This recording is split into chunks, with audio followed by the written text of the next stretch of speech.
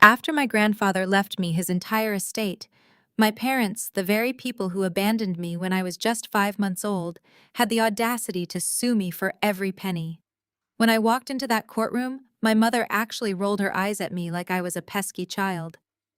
Then the judge froze, staring at the paperwork in front of him, and their entire fake empire came crashing down.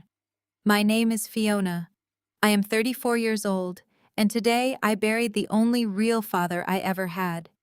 Just hours after watching them lower my grandfather Winston into the ground, I was sitting in his mahogany-lined study in Chicago, trying to process the massive hole his absence left in my chest. I had no idea that within minutes the people who brought me into this world would kick down the door to steal his legacy. Before I continue this story, let me know where you are watching from in the comments below. Hit like and subscribe if you have ever had to defend yourself against toxic relatives who saw you as nothing but a stepping stone. The heavy oak front doors of the estate slammed open, the sound echoing through the quiet halls like a gunshot. The clatter of sharp designer heels against the imported Italian tile followed immediately. I stepped out of the study and looked over the second-floor balcony, my heart pounding with a mixture of fresh grief and rising anger. There they were, my mother Linda, my father Greg, and my 28-year-old sister Brittany, the golden child. They did not look like people who had just come from a funeral. They were not speaking in hushed, respectful tones. They were holding oversized, iced coffees and waving around thick books of fabric swatches. Linda was already pointing at the load-bearing walls separating the grand dining room from the living area. She complained loudly about how tacky and outdated the architecture was, declaring that Winston had absolutely zero taste and that they needed to create an open-concept entertainment space if they were going to host their spring charity gala here. Brittany stood next to her whining about the catering at the reception, claiming the food was completely unacceptable for someone of their high social standing. The sheer audacity of their behavior paralyzed me for a moment. I walked slowly down the grand staircase, gripping the wooden banister to steady my trembling hands. I asked them politely to show even a fraction of respect for the dead, reminding them that we buried Winston barely 3 hours ago. Greg did not even flinch. He walked right past me, his expensive leather shoes squeaking loudly against the hardwood floor. He marched directly into Winston's sacred study and slammed a massive, thick legal binder down onto the vintage coffee table. The heavy thud echoed through the quiet house. He buttoned his custom suit jacket with a smug, self-satisfied smile and announced that they were not here to mourn. He proudly declared that his lawyers had just filed an emergency injunction with the probate court and that they were seizing control of the estate immediately. I stood my ground, keeping my breathing perfectly even. To them, I was just a plain, low-level bookkeeper. Whenever they bothered to call over the years, they would mock my modest lifestyle and my boring job crunching numbers for small businesses. They had absolutely no clue that my boring job was actually a highly successful financial forensics and crisis management firm located in a high-security downtown Chicago penthouse. We traced hidden assets, dismantled corporate fraud networks, and ruined white-collar criminals. My clients included international banks and federal agencies. I uncover federal fraud for a living, and my parents were walking right into my trap. Linda stepped up beside Greg, leaning in close so her expensive perfume suffocated the lingering scent of Winston's pipe tobacco.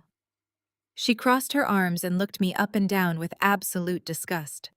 She snapped at me, her voice dripping with venom, telling me not to look so surprised. She said they did not dump me with that bitter old man at 5 months old for nothing.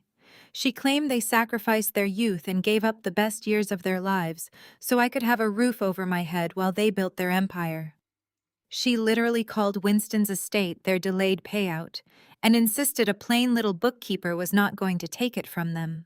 I could hardly believe the words coming out of her mouth. She was rewriting history right in front of me to justify her greed. They abandoned me as an infant because a baby did not fit into their lavish party-hopping lifestyle. Grandfather Winston stepped in, saved me from the foster system, paid for my education, and showed me what unconditional love actually looked like. Meanwhile, Linda and Greg spent 3 decades parading around high society, eventually having Brittany, when it was socially convenient for their public image. Brittany sipped her iced coffee and smirked. She chimed in, saying I was just a burden that Winston took pity on.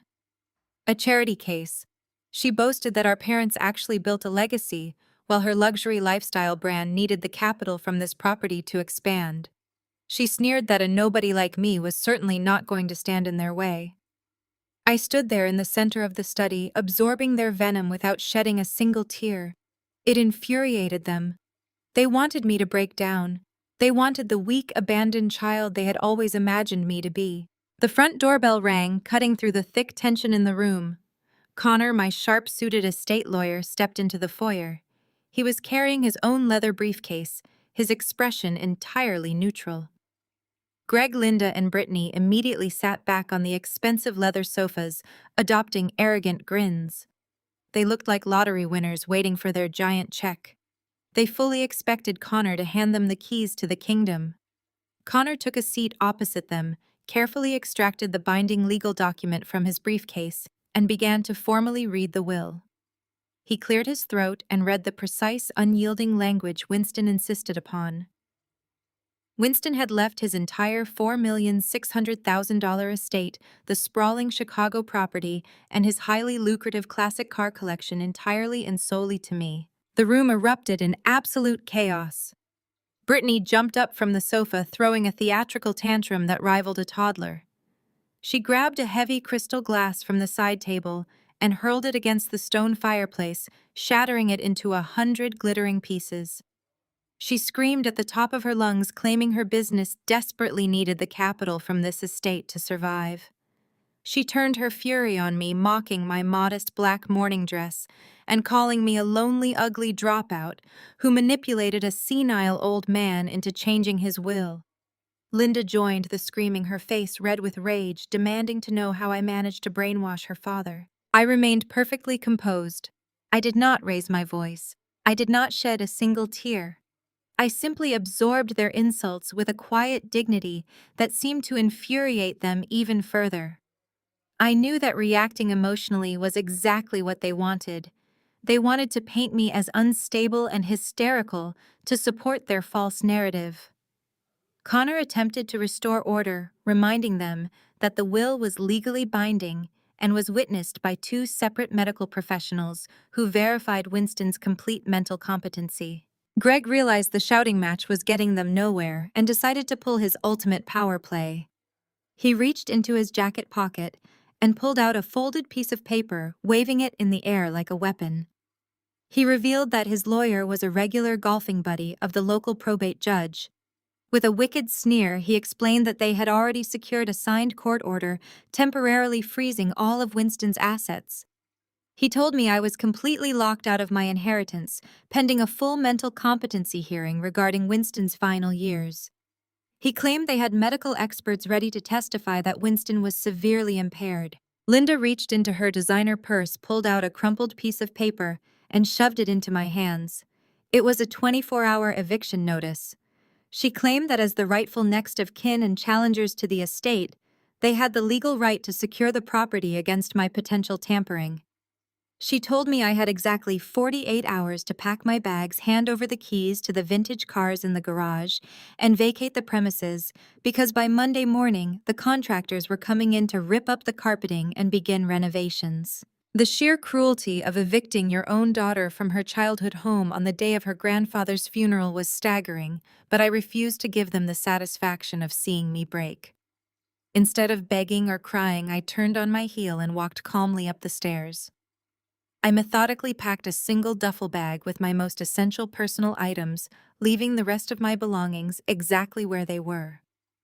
When I walked back down the stairs, Greg, Linda, and Brittany were celebrating in the kitchen, already pouring themselves glasses of Winston's most expensive scotch.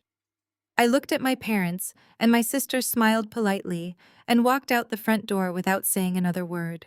I walked through the foyer, running my hand along the wall one last time, making a silent promise to Winston that I would protect everything he built. The crisp Chicago wind hit my face as I stepped onto the driveway. The heavy oak doors closed behind me, but I did not feel defeated. I pulled my phone from my coat pocket and opened a secure messaging app connected directly to my corporate forensics team. With steady, determined fingers, I typed a single devastating command. Initiate a Level 4 financial audit on Greg and Linda's primary holding company. Dig up absolutely everything.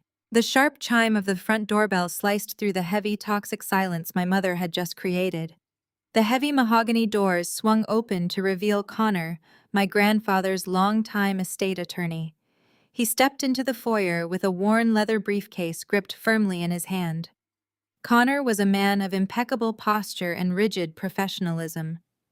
He had known my grandfather for 3 decades and was one of the few people who understood the true depth of Winston's disdain for his own son. As Connor walked into the study, the atmosphere in the room shifted instantly. My parents, Greg and Linda, immediately dropped their hostile posturing toward me and rearranged their features into expressions of smug, entitled expectation. They sat back on the expensive leather sofas, crossing their legs and radiating a sickening arrogance. They looked exactly like lottery winners waiting to be handed an oversized check. My sister Brittany practically vibrated with excitement. She tossed her designer handbag onto an antique side table, completely ignoring the fact that it knocked over a framed photograph of my grandfather and me. She pulled out her phone, already tapping away, probably drafting a social media post about her impending wealth. She leaned over to my mother and whispered loudly enough for the entire room to hear that she was going to use her cut to open a flagship store for her luxury lifestyle brand in downtown Chicago. She sneered in my direction, adding that maybe she would hire me to scrub the floors, since bookkeeping clearly was not a lucrative career path. I simply looked at her, keeping my face a blank mask. They had absolutely no idea who I really was or what I was capable of. To them, I was just Fiona, the discarded mistake, the plain Jane accountant who wore sensible shoes and lived a boring, pathetic life. They did not know that my boring life consisted of running one of the most elite financial forensics firms in the country. Connor took his seat in the high-backed leather chair opposite the sofa. He placed his briefcase on the coffee table, the brass clasps snapping open with a sharp, definitive sound. He did not offer any small talk or false pleasantries. He simply extracted a thick, cream-colored document sealed with Winston's personal insignia. He adjusted his glasses and looked around the room, his gaze resting on me for a fraction of a second longer than the others. There was a profound sadness in his eyes, but also a deep, silent respect. He knew the hell I was about to endure. Greg cleared his throat, drumming his fingers impatiently against his knee. He commanded Connor to skip the sentimental preamble and get straight to the asset distribution. He claimed they had a team of contractors waiting on standby to begin renovating the property, and they needed the legal clearance to start tearing down the walls. Linda chimed in, demanding to know the exact liquid cash figures because they had investment opportunities that required immediate capital. Connor ignored their demands entirely. He stated in a firm, unwavering voice that he was legally obligated to read the document exactly as Winston had instructed. The room grew quiet as Connor began to read. He read my grandfather's final words, words that spoke of his long, fulfilling life and the joy he found in his final decades. Then the tone of the document shifted. Connor read the specific clauses Winston had dictated regarding his biological son Greg and his daughter-in-law Linda. The will explicitly stated that Winston recognized their continuous financial greed and their complete absence of familial loyalty. It stated that because they had abandoned their parental responsibilities 34 years ago, Winston felt absolutely no moral or legal obligation to fund their lavish lifestyle. Greg's face began to redden, a dark, angry flush creeping up his neck. Linda opened her mouth to protest, but Connor raised a single hand demanding silence until he was finished. Then came the moment that would shatter their reality. Connor took a slow, deliberate breath and read the core directive of the estate. He announced that Winston left his entire estate, valued at $4,600,000, entirely and solely to his granddaughter Fiona. He listed the assets with agonizing precision. The sprawling Chicago property, the extensive stock portfolio, the offshore investment accounts, and the highly lucrative classic car collection sitting in the climate-controlled garage out back. Every single penny, every brick, and every engine belonged to me. Connor finished reading, closed the document, and placed his hands flat on the table. For 10 seconds, the room was so silent you could hear the ticking of the grandfather clock in the hallway. It was a heavy, suffocating silence. I watched the realization wash over my family. Their eyes widened, their mouths fell open, and the smug, arrogant grins melted off their faces like wax held to a flame. They had marched in here expecting to inherit an empire. Instead, they had just been told that the daughter they threw away was now the sole owner of the very ground they were standing on. The explosion was instantaneous and deafening. Brittany shrieked a high-pitched, piercing sound that clawed at my eardrums. She sprang up from the leather sofa, her face contorted in pure, unadulterated rage. She grabbed a heavy lead crystal tumbler from the drink cart and hurled it across the room. It smashed against the stone fireplace, sending sharp shards of glass raining down onto the Persian rug. She screamed that it was a lie, that the document had to be a fake. She pointed a manicured finger directly at my face, her voice cracking with hysteria. She yelled that her lifestyle brand desperately needed that capital, that she had already signed a lease on a commercial space, expecting this inheritance to cover the costs. She marched toward me, her eyes wild with fury. She called me a lonely, ugly dropout who must have manipulated a senile old man. She screamed that I had isolated Winston, poisoned his mind against his real family, and forced him to sign over his wealth. She claimed I was a parasite who was trying to steal the legacy that rightfully belonged to her and our parents. She stood inches from my face, breathing heavily, hurling insults about my modest clothing, my lack of a husband, and my supposed pathetic existence. She demanded that I hand over the titles to the classic cars, immediately screaming that I did not even know how to drive a manual transmission and that she deserved them more than I did. Linda was right behind her, screaming at Connor that the will was invalid. She accused Connor of conspiring with me to steal their rightful property. She demanded that Connor pack up his briefcase and leave before she called the police to have him arrested for fraud. She turned her vicious rage toward me, echoing Brittany's insults. She claimed I was an ungrateful wretch who had spent the last 30 years plotting to steal their money. She yelled that I was nothing but a low-level bookkeeper who could not possibly understand how to manage an estate of this magnitude, and that I would bankrupt the entire property within a month. Through all the screaming, the shattered glass, and the vicious, venomous insults, I remained perfectly composed. I did not flinch when Brittany threw the glass. I did not step back when she invaded my personal space. I did not shed a single tear or raise my voice to defend myself. I sat quietly in my chair, my hands folded neatly in my lap, absorbing their hatred like a sponge. I knew that reacting emotionally was exactly what they wanted. They wanted me to break down. They wanted to see the weak, abandoned child they had always imagined me to be. They wanted to trigger a hysterical reaction so they could build a narrative that I was mentally unstable and unfit to handle the estate. But I was not that child anymore. I was a woman who dismantled corporate criminals for a living. I dealt with hostile takeovers, aggressive litigators, and desperate fraudsters on a daily basis. My parents and my sister were amateurs compared to the predators I faced in boardrooms. I looked at their red, screaming faces and felt nothing but a cold, clinical detachment. Their insults bounced off me harmlessly because I knew the truth about who I was. I knew the immense power and wealth I already wielded in secret. Let them think I was a struggling bookkeeper. Let them underestimate me. It would only make their inevitable destruction that much sweeter. My absolute silence and unwavering eye contact seemed to infuriate them even further. Greg, who had been pacing near the doorway like a caged animal, finally snapped. He grabbed a brass paperweight from the desk and slammed it down, demanding order. He glared at me with a look of pure hatred, a look that confirmed he had never viewed me as a daughter, only as an obstacle. He told Linda and Brittany to stop screaming because arguing with a parasite was a waste of breath. He adjusted his suit jacket, his chest puffing out with renewed arrogance.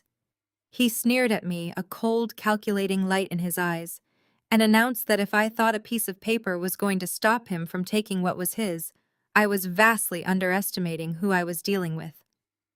He told me I had won the battle, but I was about to lose the war and that he was going to make sure I walked away with absolutely nothing. Connor's words hung in the air, a solid wall of legal reality that should have ended the discussion right then and there. Two independent medical professionals had sworn to Winston's total mental clarity. But Greg just laughed.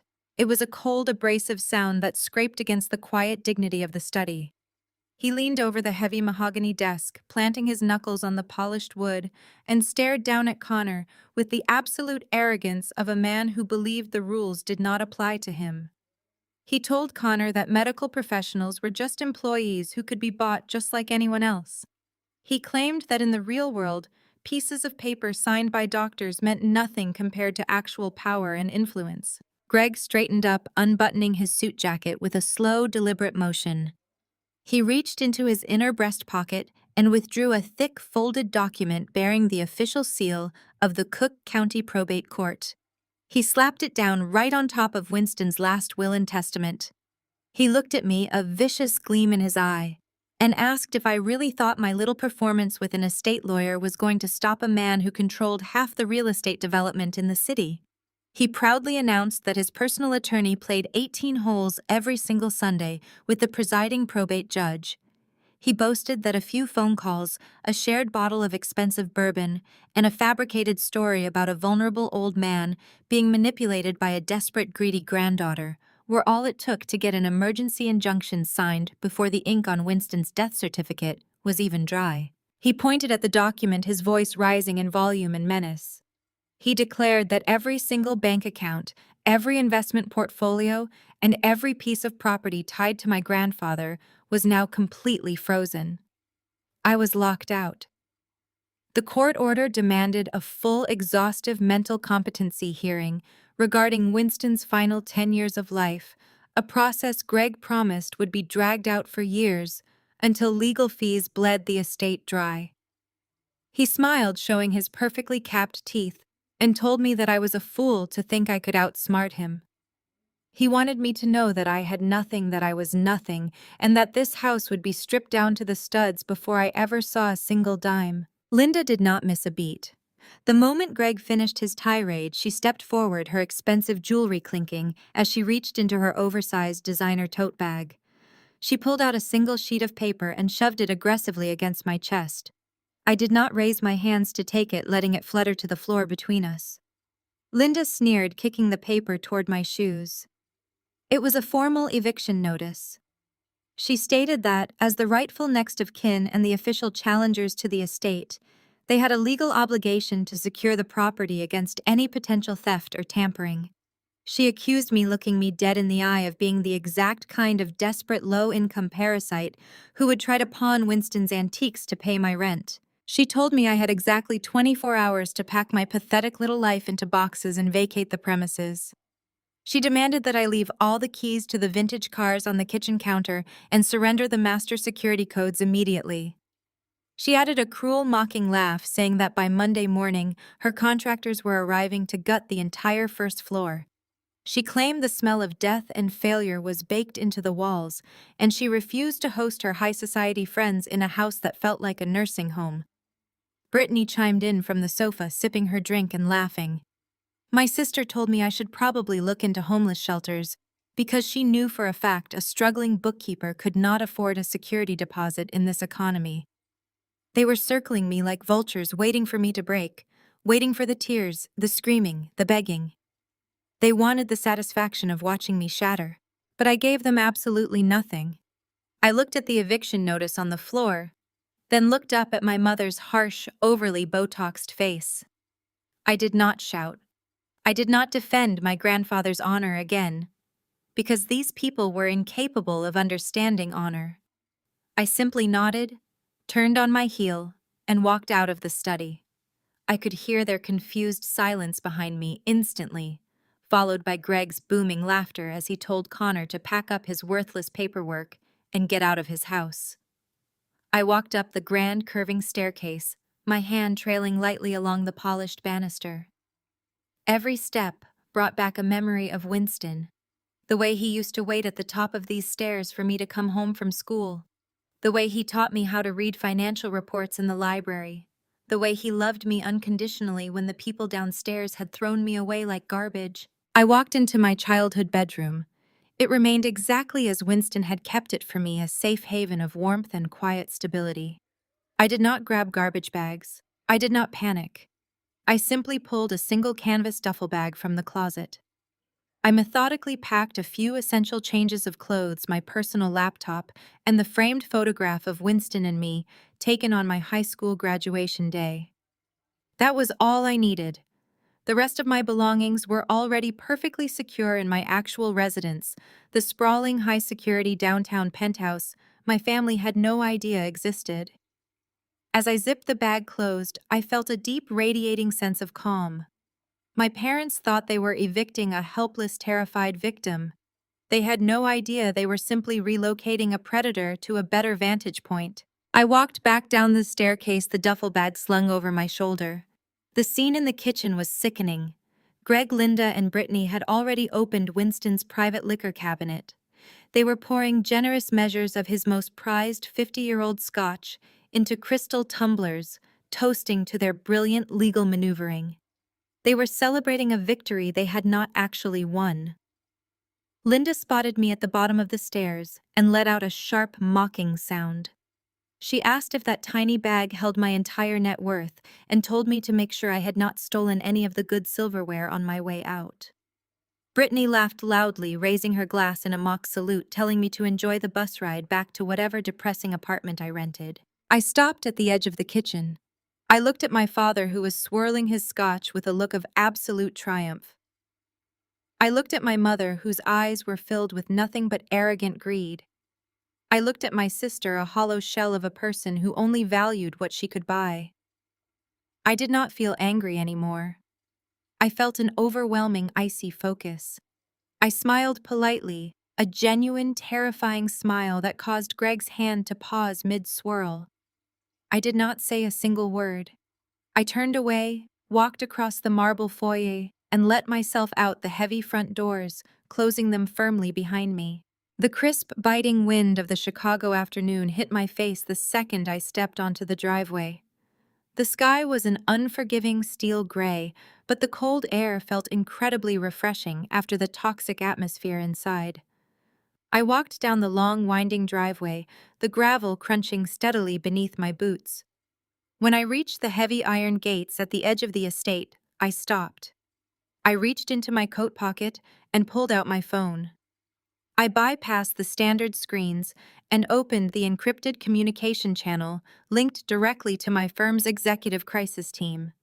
These were the best financial investigators, former federal agents, and forensic accountants in the world, and they worked exclusively for me. I stared at the screen, picturing my parents drinking my grandfather's scotch, thinking they had won. With steady, deliberate strokes, I typed out the command that would begin their absolute destruction. I wrote, "Initiate a Level 4 financial audit on Greg and Linda's primary holding company. Dig up absolutely everything. Leave no stone unturned. I want every offshore account, every hidden debt, and every fraudulent tax return sitting on my desk by Monday morning." I hit send, slipped the phone back into my pocket, and walked toward the waiting black car at the end of the street, completely ready for war. 48 hours had passed since I walked down the driveway of my grandfather's estate. I was sitting at the massive marble island of my actual home, a high-security 4,000-square-foot penthouse overlooking the Chicago River.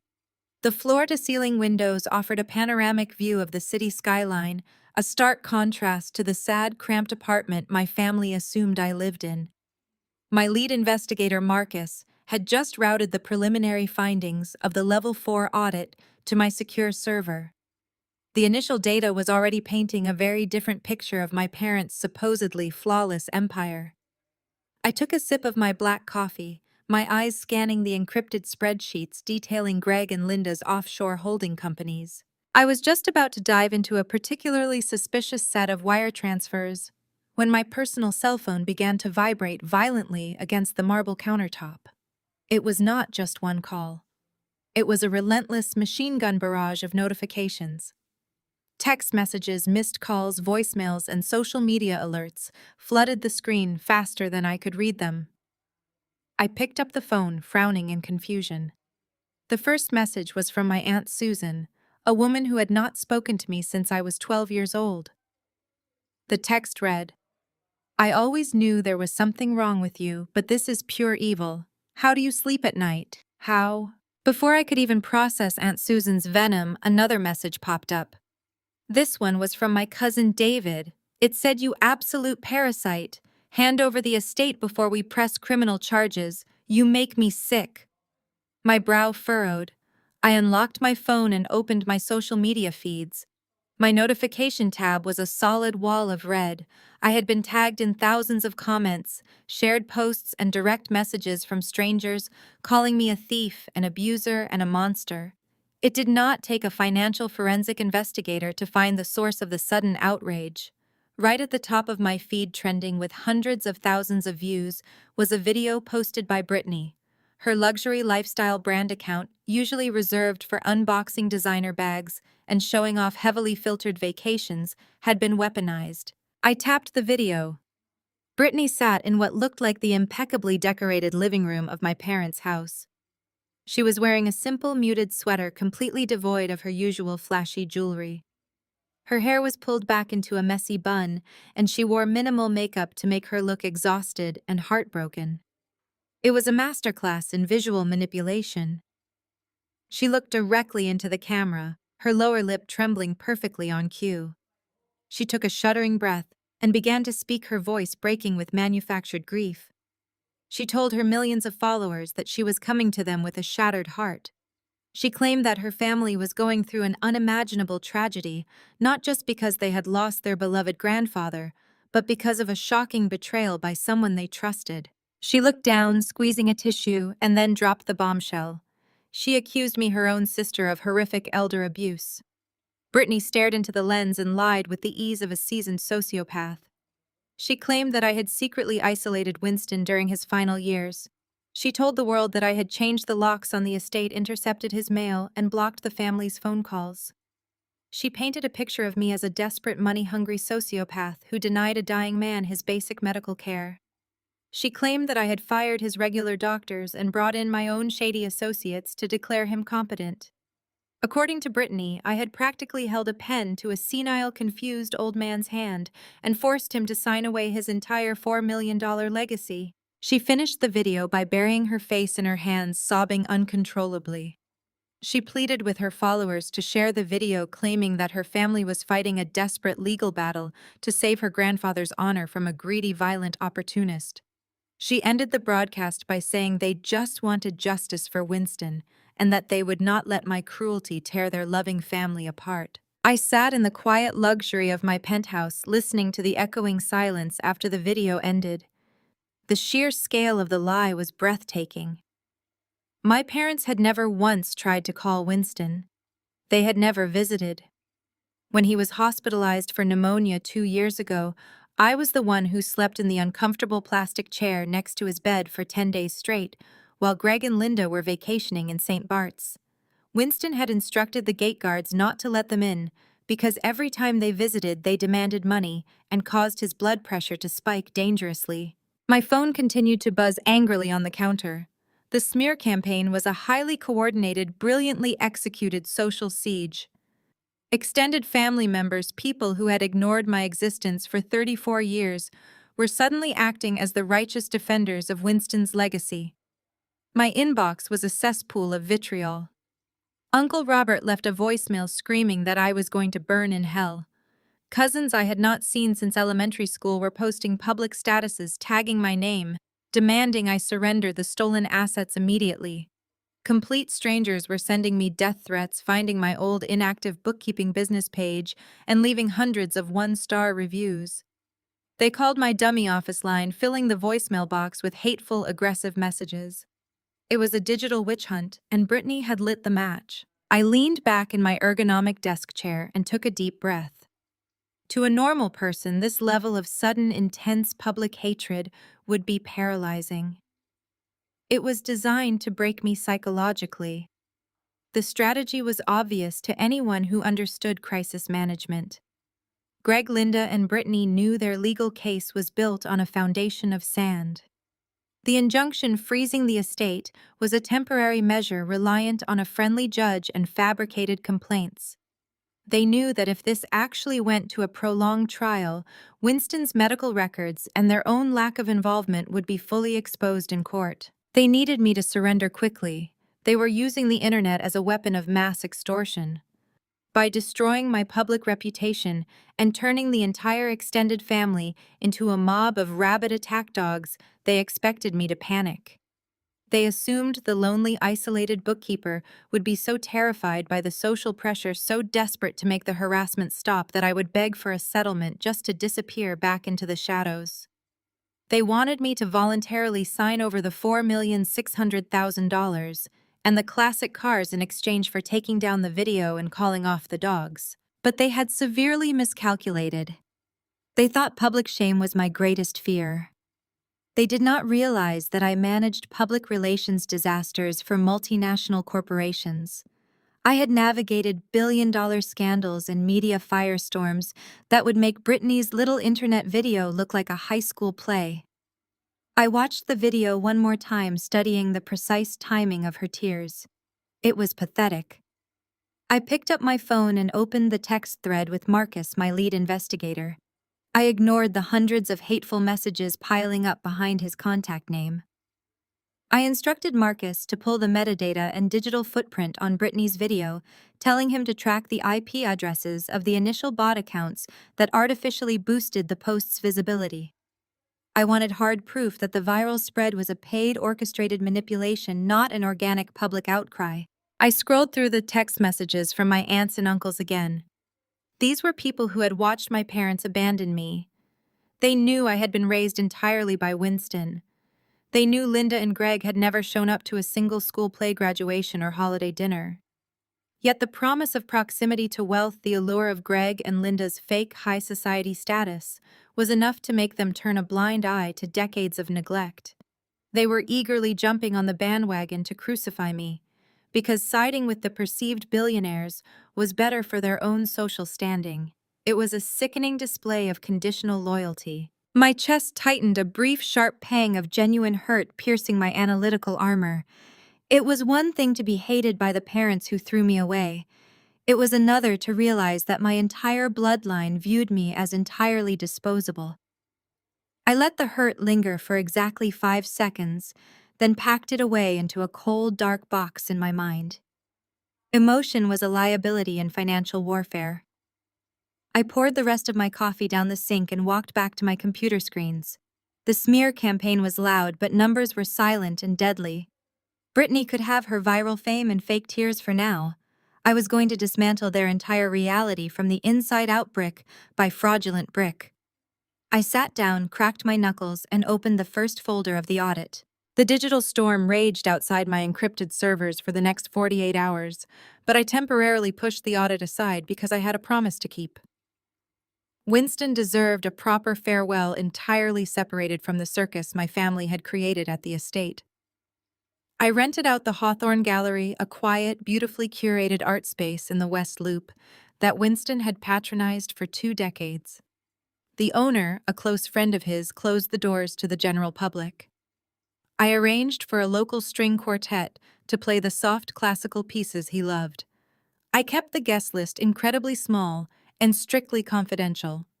It was comprised only of the people who actually mattered to Winston: his longtime tailor, his favorite chess partner from the park, the gallery owner, and Connor, his attorney.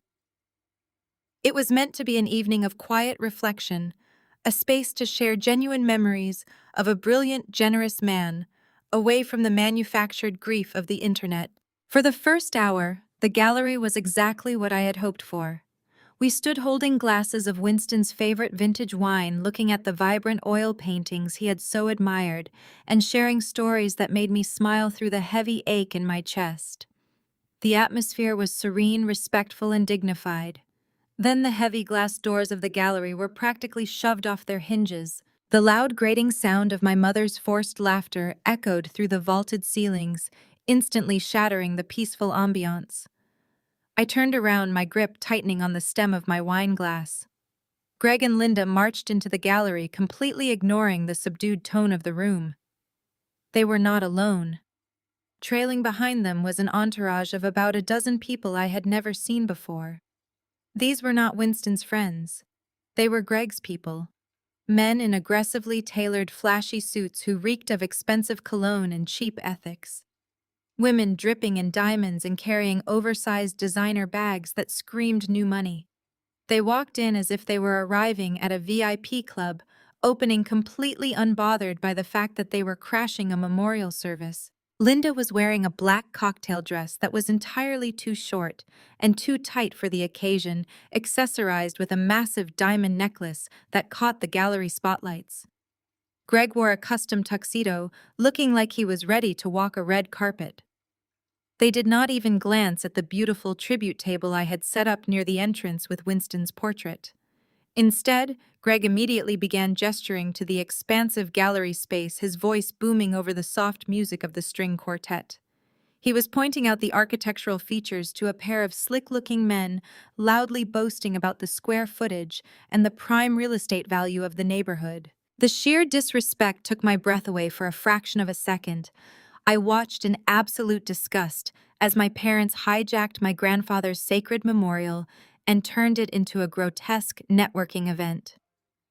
Linda began circulating through the small crowd of Winston's actual friends, completely ignoring their solemn expressions. She handed out thick embossed business cards for Britney's lifestyle brand, loudly proclaiming that they were launching a new luxury line funded by their recent family windfall. She treated Winston's grieving friends like potential customers, flashing her fake blinding smile and talking over their attempts to share memories of my grandfather. Greg was even worse. He guided his group of wealthy investors toward the center of the gallery, completely blocking the string quartet. He motioned for a waiter who was carrying a tray of water glasses and aggressively demanded to know where the open bar was located. When the waiter politely explained that this was a private dry memorial, Greg loudly scoffed, pulling a thick wad of cash from his pocket and waving it around, demanding someone run to the nearest liquor store because he refused to host his business partners without proper refreshments. I watched him pat a real estate developer on the back, loudly bragging that the temporary freeze on the estate was just a legal formality. He assured the man that within a month they would have the massive capital injection needed to fast-track their commercial high-rise project. He was using Winston's death as a promotional tool, leveraging the money he had not even legally secured to impress a room full of sycophants. The disrespect to Winston's memory was a physical weight in the room. His real friends looked deeply uncomfortable, exchanging awkward glances and slowly edging toward the coat check. The serene memorial I had painstakingly organized was being trampled under the designer shoes of my parents' greed. I placed my wine glass on a side table. I knew I could not let this continue. I had remained silent during the reading of the will, allowing them to throw their tantrums and expose their true nature, but I drew the line at desecrating my grandfather's final tribute. I walked across the polished hardwood floor, navigating around a woman in a fur coat who was loudly complaining about the lack of hors d'oeuvres. I approached Greg, who was holding court near a massive abstract painting. I kept my voice incredibly low and perfectly calm, ensuring that only he could hear me. I looked him directly in the eye and politely asked him to take his associates and leave the premises immediately. I reminded him that this was a private event, that he was not invited, and that his behavior was a profound insult to the man we were supposed to be honoring. Greg stopped talking mid-sentence. He slowly turned his head to look at me, his eyes narrowing into dark, hostile slits. He did not step back. Instead, he stepped forward, using his massive frame to physically corner me against the gallery wall. He deliberately invaded my personal space, his chest almost brushing against my shoulder, forcing me to tilt my head up to maintain eye contact. The scent of his heavy cologne was suffocating. He leaned down, his face mere inches from mine, and let out a low, menacing chuckle. He told me I had a lot of nerve giving him orders. He sneered, his breath hot against my cheek, and whispered that Winston was nothing but a pathetic relic who did not understand how modern money worked. He claimed my grandfather was a sentimental old fool who hoarded wealth instead of multiplying it. Greg proudly declared that Winston's outdated morals were a complete embarrassment to the family name. He looked around the gallery with absolute disdain, calling the art a collection of worthless garbage purchased by a man who had no real vision. He told me that by seizing control of the estate, he and Linda were not stealing, they were simply correcting a massive historical mistake. They were putting the capital back into the hands of the people who actually knew how to build an empire. I stood my ground, my back pressed flat against the cool plaster wall. I did not shrink away from his physical intimidation. I looked into his eyes and saw nothing but a bottomless void of entitlement. He was so completely consumed by his own arrogance that he felt entirely justified in his cruelty. Greg realized that his whispered threats were not having the desired effect. I was not trembling. I was not looking away. This lack of submission infuriated him. He needed an audience to validate his dominance. He needed to make sure his wealthy peers knew exactly who held the power. He suddenly took a half step back and raised his voice, ensuring that every single person in the gallery, including his investors, Linda and Winston's grieving friends, stopped talking and turned to look at us. He pointed a rigid finger at my chest and began to systematically tear down my life for public consumption. He barked a harsh laugh, asking his associates to take a good look at the woman trying to kick him out. He loudly announced that I was the family's biggest disappointment, a plain, unremarkable dropout who crunched numbers in a tiny cubicle for pennies. He mocked the simple black dress I was wearing, comparing it to the luxury garments of the women in his entourage, claiming I looked like I bought my morning clothes at a discount warehouse. He projected his voice across the silent room, declaring that it was an absolute tragedy that a brilliant man like Winston had been manipulated in his final vulnerable days by a desperate parasite. He told his investors that I was a lonely, pathetic spinster who had clung to an old man because I had absolutely nothing else going for me. He painted me as a sad, greedy little girl who was currently squatting in a cheap apartment, dreaming of a payday she would never ever receive. He established a clear public hierarchy, positioning himself as the powerful, righteous patriarch, defending his family's legacy against a manipulative, low-class grifter. The gallery was dead silent. The investors chuckled nervously, eager to agree with the man they believed was about to fund their next project. Linda smirked from across the room, taking a sip of her champagne. They all waited for me to run out of the building in tears, humiliated and broken by the public degradation. I did not move a single muscle. I stood perfectly still, my expression an impenetrable mask of calm. While Greg shouted his insults, trying to break my spirit, my mind was running at light speed, analyzing every single word he had just spoken. He had just handed me a golden piece of intelligence. He had loudly confirmed in front of a dozen witnesses that he desperately needed the estate's capital to fund a specific commercial high-rise project. He had practically broadcasted his financial vulnerability while trying to assert his dominance. He thought he was establishing power, but he had just given a forensic accountant the exact thread she needed to pull to unravel his entire fraudulent empire. I looked at Greg, letting a slow, knowing smile touch the corners of my mouth. I did not raise my voice.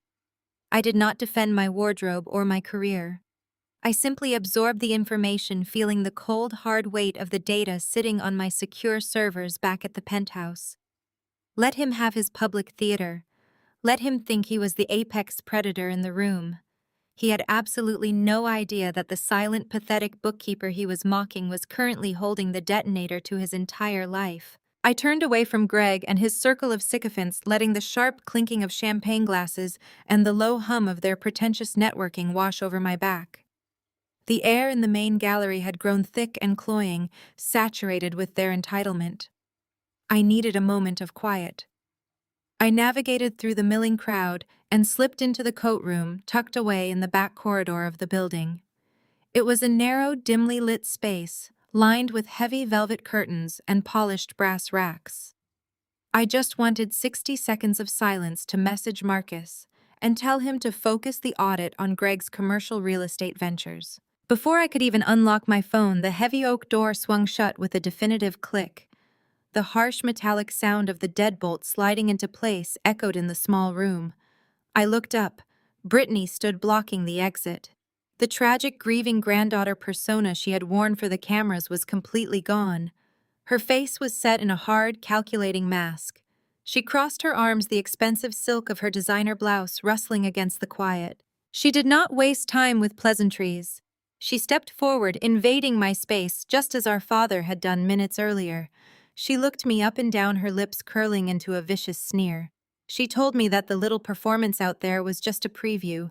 She claimed she had another video ready to post, one where she interviewed a fake former private nurse who would swear on camera that I had physically restrained Winston in his bedroom.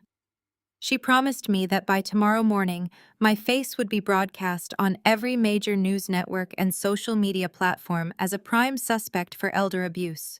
She paced the short length of the coat room, her heels clicking sharply against the hardwood floor. Then she stopped and dropped her voice to a conspiratorial whisper. She said she was willing to make all of it go away.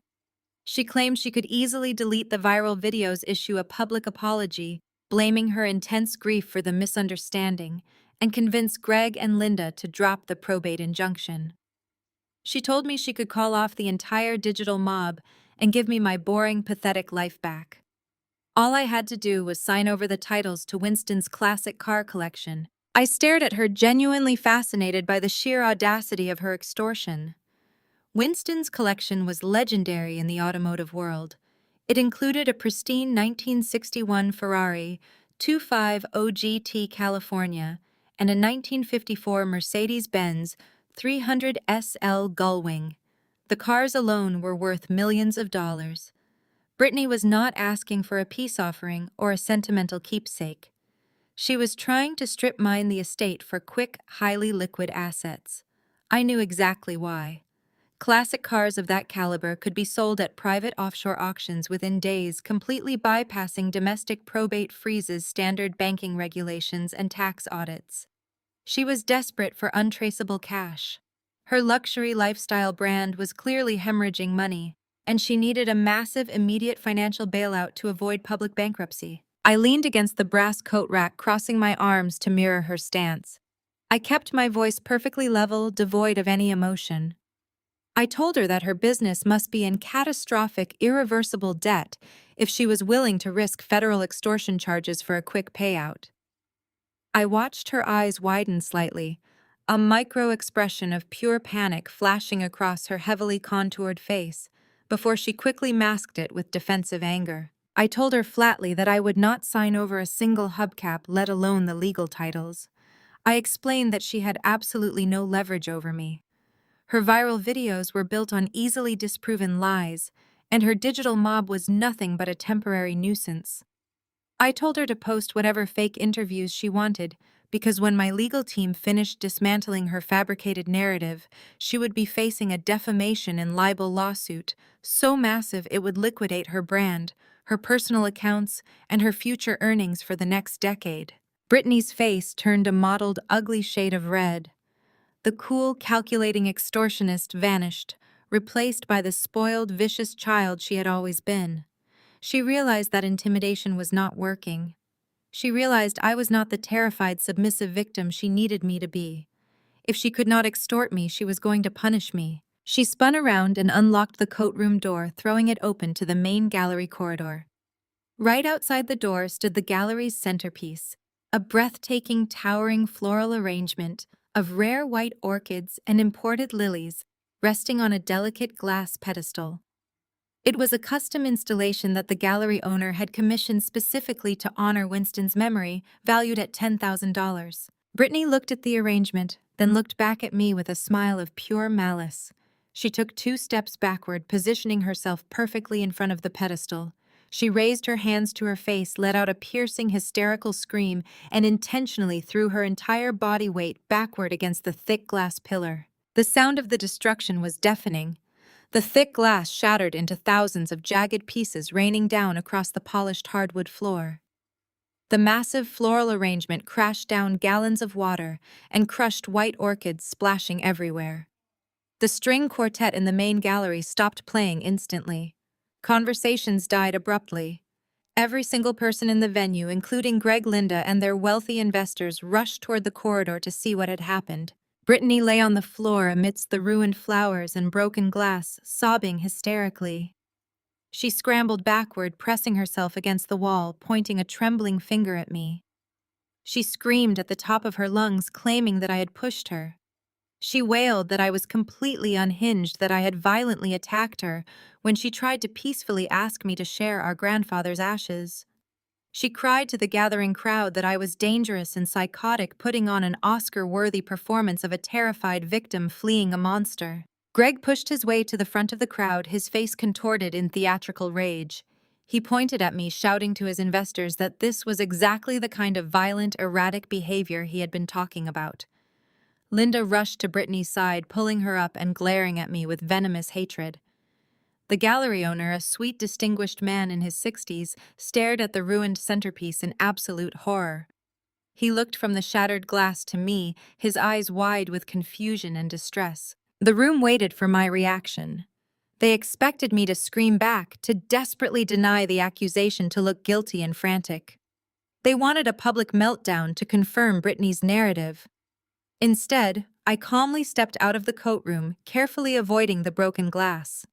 I did not even look at Brittany or my parents.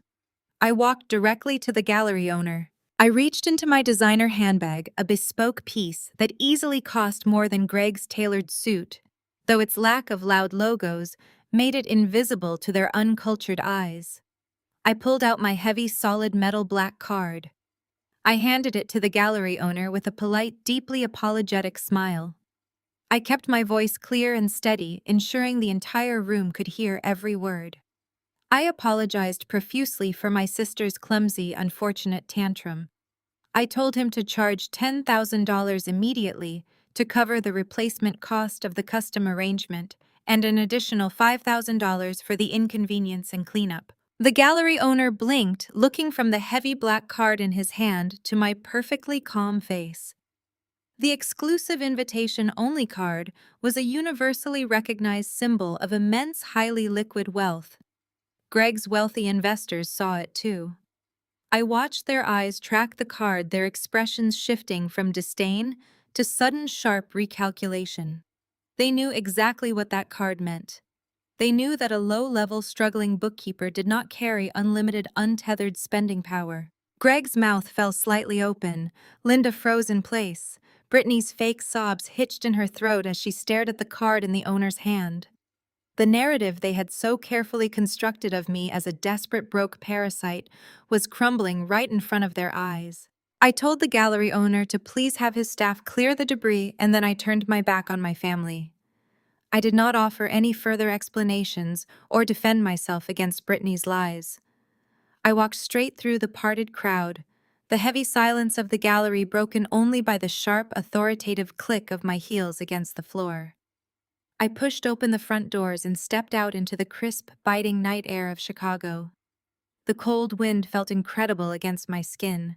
As I walked toward my waiting town car, the tension of the evening began to bleed out of my shoulders. I had let them expose their desperation, and I had established my own financial dominance without ever raising my voice. Just as I reached for the car door handle, my phone buzzed in my pocket with a priority override ringtone. It was a secure line. I answered the call. Connor's voice came through the speaker, tight with an urgency I had never heard from the normally stoic attorney. He did not bother with a greeting. He told me he was still at Winston's estate, packing up the remaining legal files from the study before my parents changed the locks. He said I needed to get over there immediately. He took a shaky breath and said, "Fiona, I found a hidden safety deposit box key taped to the bottom of Winston's desk. You need to see what's inside immediately." I told the driver to change course immediately, giving him the coordinates for Winston's estate in the northern suburbs. I instructed Connor to wait exactly where he was and to not let anyone else into that study. The smooth ride of the town car felt agonizingly slow as my mind raced through the implications of a hidden key. Winston was a meticulous man who kept his affairs entirely transparent with his legal counsel.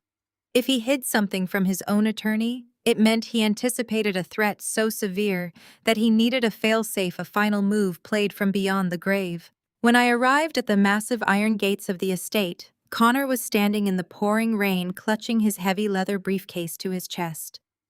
He slid into the back seat of the car, his suit dripping water onto the pristine leather interior. He did not say a word. He simply opened his palm. Resting in the center of his hand was a small, strangely shaped brass key with a serial number stamped into the metal. I recognized the insignia immediately. It belonged to the Aegis Depository, a subterranean, ultra-secure private vault facility in the heart of the financial district. It was a place utilized exclusively by billionaires, foreign diplomats, and people who needed assets secured outside the traditional banking system. I told my driver to head downtown. The journey was spent in heavy, contemplative silence. We arrived at the imposing unmarked building just after midnight. The security protocols were intense. We passed through 2 layers of armed guards, a biometric scanner, and a heavy steel blast door before reaching the private viewing rooms. A vault manager, impeccably dressed and entirely unfazed by the late hour, guided us to a stark, brightly lit room containing only a solid steel table. A few moments later, a guard brought in a long rectangular metal lockbox and placed it on the table before silently leaving the room. I took a steadying breath and inserted the brass key into the lock. It turned with a heavy, satisfying click. I lifted the lid. Inside, resting on a bed of dark velvet, was a single matte black solid-state hard drive and a piece of thick cream-colored cardstock. I picked up the paper. The handwriting was unmistakably Winston's. The elegant, sweeping cursive was slightly shaky, betraying the physical decline of his final months, but the ink was pressed firmly into the page. I read the words out loud, my voice echoing slightly in the quiet, metal-lined room.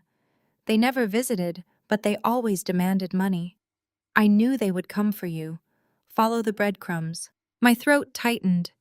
Even at the end, while his body was failing, his mind was sharp enough to predict the exact campaign of terror Greg and Linda would launch against me. He had spent his final days ensuring I had the ammunition to fight back. I carefully placed the note back into the box and picked up the hard drive. It was heavy, encased in reinforced titanium. I looked at Connor and told him I needed to take this to my office immediately. He nodded, understanding the gravity of the situation. I dropped him off at his residence and directed my driver to my corporate headquarters. My firm occupied the top 3 floors of a towering glass skyscraper overlooking the river. At 2 in the morning, the building was a ghost town. I bypassed the standard elevators and used my executive keycard to access the secure lift that opened directly into my private digital forensics lab. The lab was a sterile, climate-controlled fortress.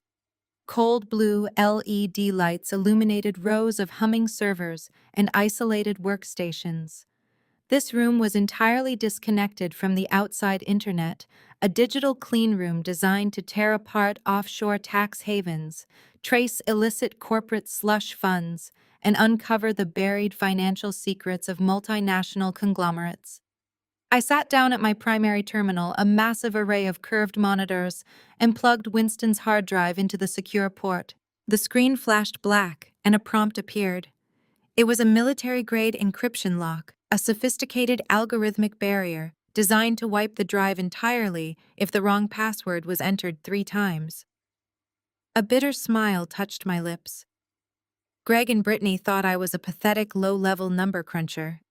They had absolutely no concept of the digital weaponry I had at my disposal. I bypassed the password prompt and opened my firm's proprietary decryption software. I had personally designed a significant portion of the code. It was a brute force architecture built to crack the most paranoid financial firewalls on the planet. I routed the decryption protocol through a cluster of dedicated servers, unleashing massive computing power against Winston's lock. Lines of green code cascaded down the primary monitor as the software hammered against the encryption wall, seeking a vulnerability in the digital armor. It took 22 agonizing minutes. The server fans whined loudly in the silent room as they pushed their processors to the absolute limit. Finally, the screen flashed a solid green. The encryption shattered. The drive mounted to my desktop displaying a single unadorned folder. It was labeled simply "The Truth." I clicked the folder open. It contained dozens of high-fidelity audio files, all meticulously dated and categorized over the span of the last 5 years. I reached for my noise-canceling headphones, placed them over my ears, and double-clicked the oldest file in the directory. Winston's voice filled my ears, rich, commanding, and heartbreakingly familiar. He was speaking directly into a microphone, his tone carrying a heavy undertone of sorrow. He stated his full name, the date, and declared that he was of entirely sound mind. He explained that he was creating these logs because he knew his heart was failing, and he knew precisely the kind of monsters he had raised. He said he was documenting the reality of his relationship with his son, so that when the inevitable legal battle erupted, I would not have to fight unarmed. I clicked to the next file. It was not a narration, it was a hidden room recording. The audio was slightly muffled, but the voices were crystal clear. I heard the slam of a heavy door, followed immediately by Greg's booming, furious voice. My father was screaming at Winston, his words laced with vicious profanity. Greg was demanding that Winston liquidate his entire stock portfolio immediately. I listened in cold horror as Greg ranted about massive margin calls, offshore lenders, threatening to seize his assets, and a commercial real estate empire that was built on a foundation of toxic high-interest debt. Greg was not a billionaire. He was a fraud. He was drowning in 9 figures of highly leveraged debt, running a sophisticated shell game that was on the verge of total collapse. I clicked the next file. This one featured Linda. Her voice was shrill, cutting through the audio with manufactured hysteria. She was crying, fake tears alternating between begging Winston for a multi-million-dollar bridge loan to save her completely fabricated social standing and threatening him.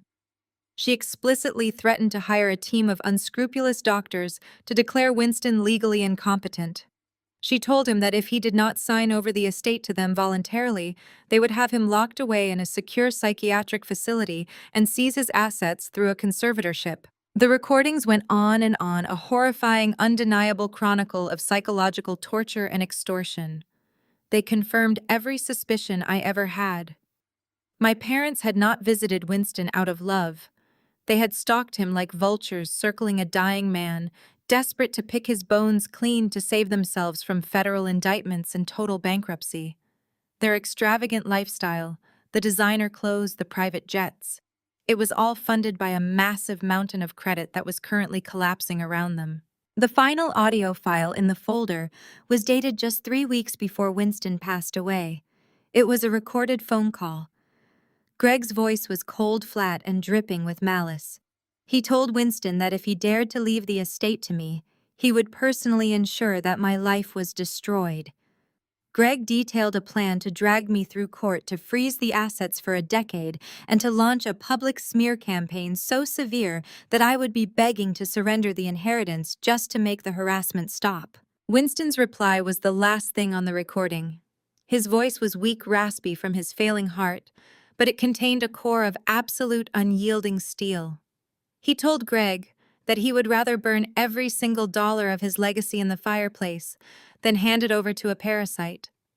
He told his son that he had severely underestimated Fiona, and that the moment he declared war on her, he would lose everything. The audio file ended. The quiet hum of the servers filled the silence in my headphones.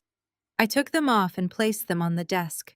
The sun was just beginning to rise over Lake Michigan, casting a cold gray light through the floor-to-ceiling windows of my office. I sat back in my chair, staring at the digital files on the monitor. Greg and Linda were not fighting for a family legacy. They were fighting for their very survival. Their entire existence was a house of cards, and they needed Winston's $4 million to keep it standing. They thought they had backed me into a corner with their social media mobs and their probate injunctions. They thought I was a vulnerable target. They were wrong. I reached over and tapped my keyboard, transferring the decrypted audio files onto a secure encrypted flash drive. Winston had given me the exact coordinates of their vulnerabilities. I knew about their margin calls. I knew about their offshore debt. I knew about their fraudulent public image. The smear campaign Brittany had launched was nothing compared to the absolute financial annihilation I was about to rain down upon them.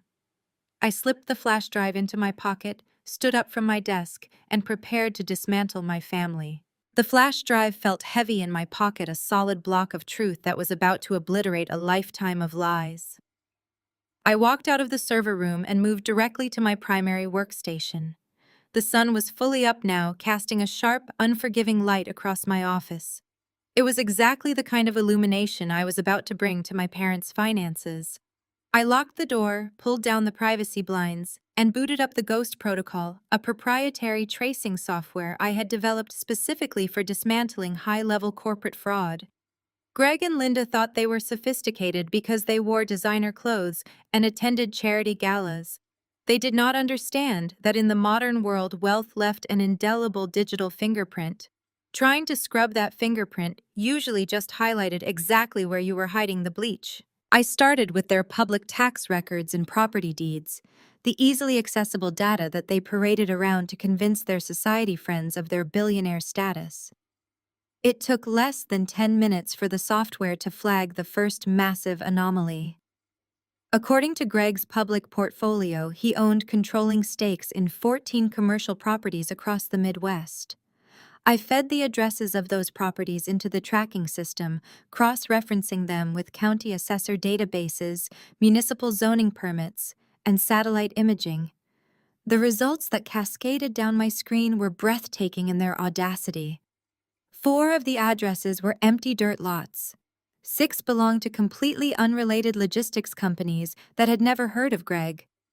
The remaining 4 were dilapidated strip malls currently facing foreclosure. Greg did not own a real estate empire. He owned a phantom portfolio. I dug deeper, tapping into the routing numbers from his supposed commercial accounts. The money trail did not lead to property management firms or legitimate construction contractors. It led straight into a labyrinth of offshore shell companies nested inside one another like Russian dolls. The entities were registered in jurisdictions explicitly known for corporate secrecy: the Cayman Islands, the Seychelles, and the Isle of Man. But money always has an origin point, and digital currency can always be tracked if you know how to look behind the curtain. I initiated a reverse trace on the inbound wire transfers. The funds flowing into Greg's offshore accounts were not rental incomes or legitimate investment returns. They were large, desperate cash injections from private individuals. He was taking money from new investors, funneling it through the offshore shells to obscure the source, and then using a fraction of it to pay promised returns to his older investors. He kept the rest to fund his extravagant lifestyle and project an aura of immense success to lure in his next victims. My father was not a visionary real estate developer. He was running a textbook massive-scale Ponzi scheme. I opened a new terminal window and turned my attention to Linda. She was listed as the chief financial officer for their primary holding company, which meant her signature was on every fabricated document. I pulled up the corporate tax returns they had filed over the last 5 years. To a layperson, they looked legitimate, officially stamped by a shady accounting firm operating out of a strip mall in Nevada. But my software instantly highlighted the manipulated depreciation schedules and the wildly inflated asset valuations. They had been lying to the Internal Revenue Service for over a decade, manufacturing phantom losses to avoid paying taxes on the money they were stealing. The tax fraud was just the tip of the iceberg. I needed to know exactly how close they were to the edge. I isolated their personal banking footprint to calculate their actual real-time liquidity. The number on the screen made me genuinely laugh out loud in the quiet isolation of my lab. Greg and Linda had a combined liquid net worth of less than $12,000. They were entirely comprehensively broke. Every single thing they owned, from the luxury cars to the suburban mansion to the designer clothes on their backs, was leveraged to the hilt against defaulted high-interest loans. But what chilled my blood was the identity of their most aggressive creditors. These were not standard banking institutions or credit card companies. They had borrowed tens of millions from private unregulated equity firms with direct ties to organized crime syndicates. I bypassed the security protocols on Greg's private email server and intercepted a series of encrypted messages sent just days before Winston passed away. The messages were explicit, violent threats demanding an immediate payment of exactly $4,600,000. If Greg did not deliver the cash by the end of the month, the creditors promised to seize everything, including their personal safety. It was the exact estimated value of Winston's estate. The timeline snapped into terrifying focus. That was why they had swooped in so aggressively. That was why they were willing to crash a memorial service and hire fake nurses to destroy my reputation on the internet. They were backed into a corner by dangerous, violent people, and my grandfather's legacy was their only remaining lifeline to avoid federal prison or a shallow grave.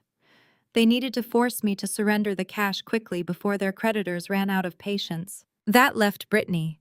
She had played the grieving innocent granddaughter perfectly for her millions of followers, but I knew she was just as rotten as the parents who raised her. I routed a search query targeting her luxury lifestyle brand.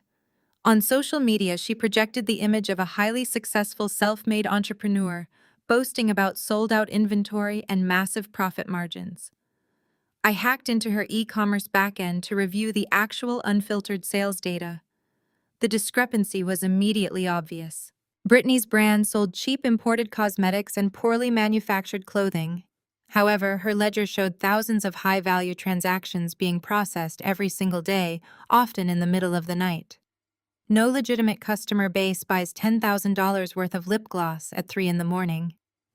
I traced the IP addresses making the purchases. They were not real people.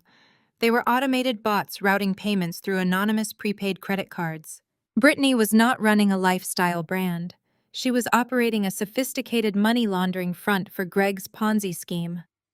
They were using her business to wash the dirty money from the defrauded investors, making it look like legitimate retail revenue so they could spend it openly in the United States without triggering federal banking alerts. She was not just a spoiled influencer making crying videos on the internet. She was a fully complicit co-conspirator in a massive federal financial crime. I sat back in my ergonomic chair surrounded by the glow of the monitors displaying the absolute destruction of my family's facade. The sheer scale of their criminality was breathtaking. They had built an entire existence on theft, deception, and the systematic ruin of innocent investors. They thought they could use those same tactics to run over me, assuming I was nothing more than a quiet, submissive obstacle standing between them and their salvation. They had severely miscalculated. I was not going to hire lawyers to fight their probate injunction. I was not going to issue public statements defending myself against Brittany's viral lies. I was going to use their own toxic arrogance against them. I opened a fresh encrypted master file on my desktop and began compiling the ultimate dossier. I dragged and dropped the offshore account routing numbers, the forged tax returns, the money laundering transaction logs from Brittany's servers, and the violent extortion emails from Greg's creditors. I paired the financial data with the audio files Winston had left me, creating a timeline of undeniable premeditated fraud. Every single piece of data was a nail in their coffin. I had the exact proof needed to trigger a multi-agency federal investigation that would freeze their remaining accounts, seize their passports, and put them all behind bars for decades. But handing this over to the authorities immediately would be too easy. It would not provide the absolute crushing public humiliation they deserved for what they had done to Winston and for what they had tried to do to me. I wanted them to feel the exact moment their entire world collapsed. I wanted them to realize that the plain, unremarkable daughter they had discarded and mocked was the architect of their total annihilation. I finished compiling the dossier, locking it behind an impenetrable encryption key. I checked the time. It was 8 in the morning. The bank holding the estate accounts opened in exactly 1 hour. It was time to set the trap. I picked up my phone, dialed Connor's number, and told him to draft a very specific legal document. We were going to invite Greg, Linda, and Brittany to a final formal settlement meeting. I told Connor to inform them that I was ready to surrender. I explained the parameters of the trap to Connor as the morning sun continued to brighten my office. I needed him to draft an official invitation to a binding mediation session, wording it to sound like the desperate plea of a woman who had finally cracked under the immense pressure. I told him to make it explicitly clear that I was offering a massive financial concession just to make the public harassment stop. Connor, ever the brilliant tactician, understood the strategy immediately. He suggested hosting the meeting in the primary conference room of his law firm, a space designed to look highly official and deeply intimidating. This corporate theater would only feed Greg's massive ego. He wanted them to feel like they were walking into a formal surrender ceremony, completely unaware that the room was a meticulously designed snare. 48 hours later, I sat at the far end of a 20-foot solid mahogany table in Connor's downtown office. I had carefully curated my appearance for the occasion, knowing that visual manipulation was the only language my family truly respected. I wore a plain, muted gray cardigan that washed out my complexion, and I applied minimal makeup deliberately, enhancing the dark circles under my eyes to simulate sleepless nights. I hunched my shoulders forward, making myself look physically small, exhausted, and utterly defeated. I was playing the exact role they expected me to play. I was the fragile, isolated bookkeeper who had been totally crushed by the weight of their relentless digital attacks. The heavy double doors of the conference room swung open and my family paraded inside. Greg led the charge wearing a bespoke navy pinstripe suit, his chest puffed out in total unearned triumph. Linda followed closely behind, clutching a rare crocodile skin handbag, like a trophy, her face arranged in a mask of smug satisfaction. Brittany brought up the rear, scrolling incessantly on her phone with an air of absolute boredom. She did not even bother to look at me as she took her seat. They arrayed themselves on the opposite side of the massive table, a unified front of greed and arrogance. Greg did not wait for Connor to initiate the proceedings. He leaned back in his high-backed leather chair, steepled his fingers, and looked at me with a sickeningly triumphant smile. He started by saying he was glad I had finally come to my senses and realized the futility of my resistance. He casually mentioned that the temporary freeze on the estate was already causing unnecessary friction with his commercial projects, and he was pleased we could resolve this little misunderstanding before things got truly ugly in a protracted court battle. He spoke to me not as a father to a daughter, but as a victorious general dictating terms to a conquered enemy. He told me that fighting a family with their resources and public standing was always a fool's errand. I looked down at my hands, resting them limply on the polished wood, letting my shoulders drop even further. I took a shaky, audible breath, channeling every ounce of emotional exhaustion I had actually felt over the past few weeks, but redirecting it into a flawless performance of submission. I kept my voice low, letting it waver perfectly on the edges of a sob. I told them I could not handle the intense public pressure anymore. I looked directly at Brittany and said the vicious messages from her millions of followers were terrifying. I mentioned the fake reviews destroying my business profile, the aggressive voicemails, the constant suffocating fear that someone was going to recognize me on the street and attack me. I pressed the heels of my palms into my eyes, forcing a single authentic-looking tear to spill over my lashes and trace down my cheek. I told them I just wanted my quiet life back. I said the money, no matter the amount, was simply not worth the daily psychological torture they were inflicting. I looked up at Greg, my expression a carefully crafted portrait of a broken woman. I offered him exactly what he desperately needed to hear. I stated that if they agreed to immediately call off the media campaign, delete the fabricated videos, and formally drop the probate lawsuit, I would voluntarily sign over 80% of Winston's entire estate. I said I would keep just enough to cover my basic living expenses and leave the rest, including the multi-million-dollar classic car collection, entirely in their hands. The reaction across the table was instantaneous and completely predictable.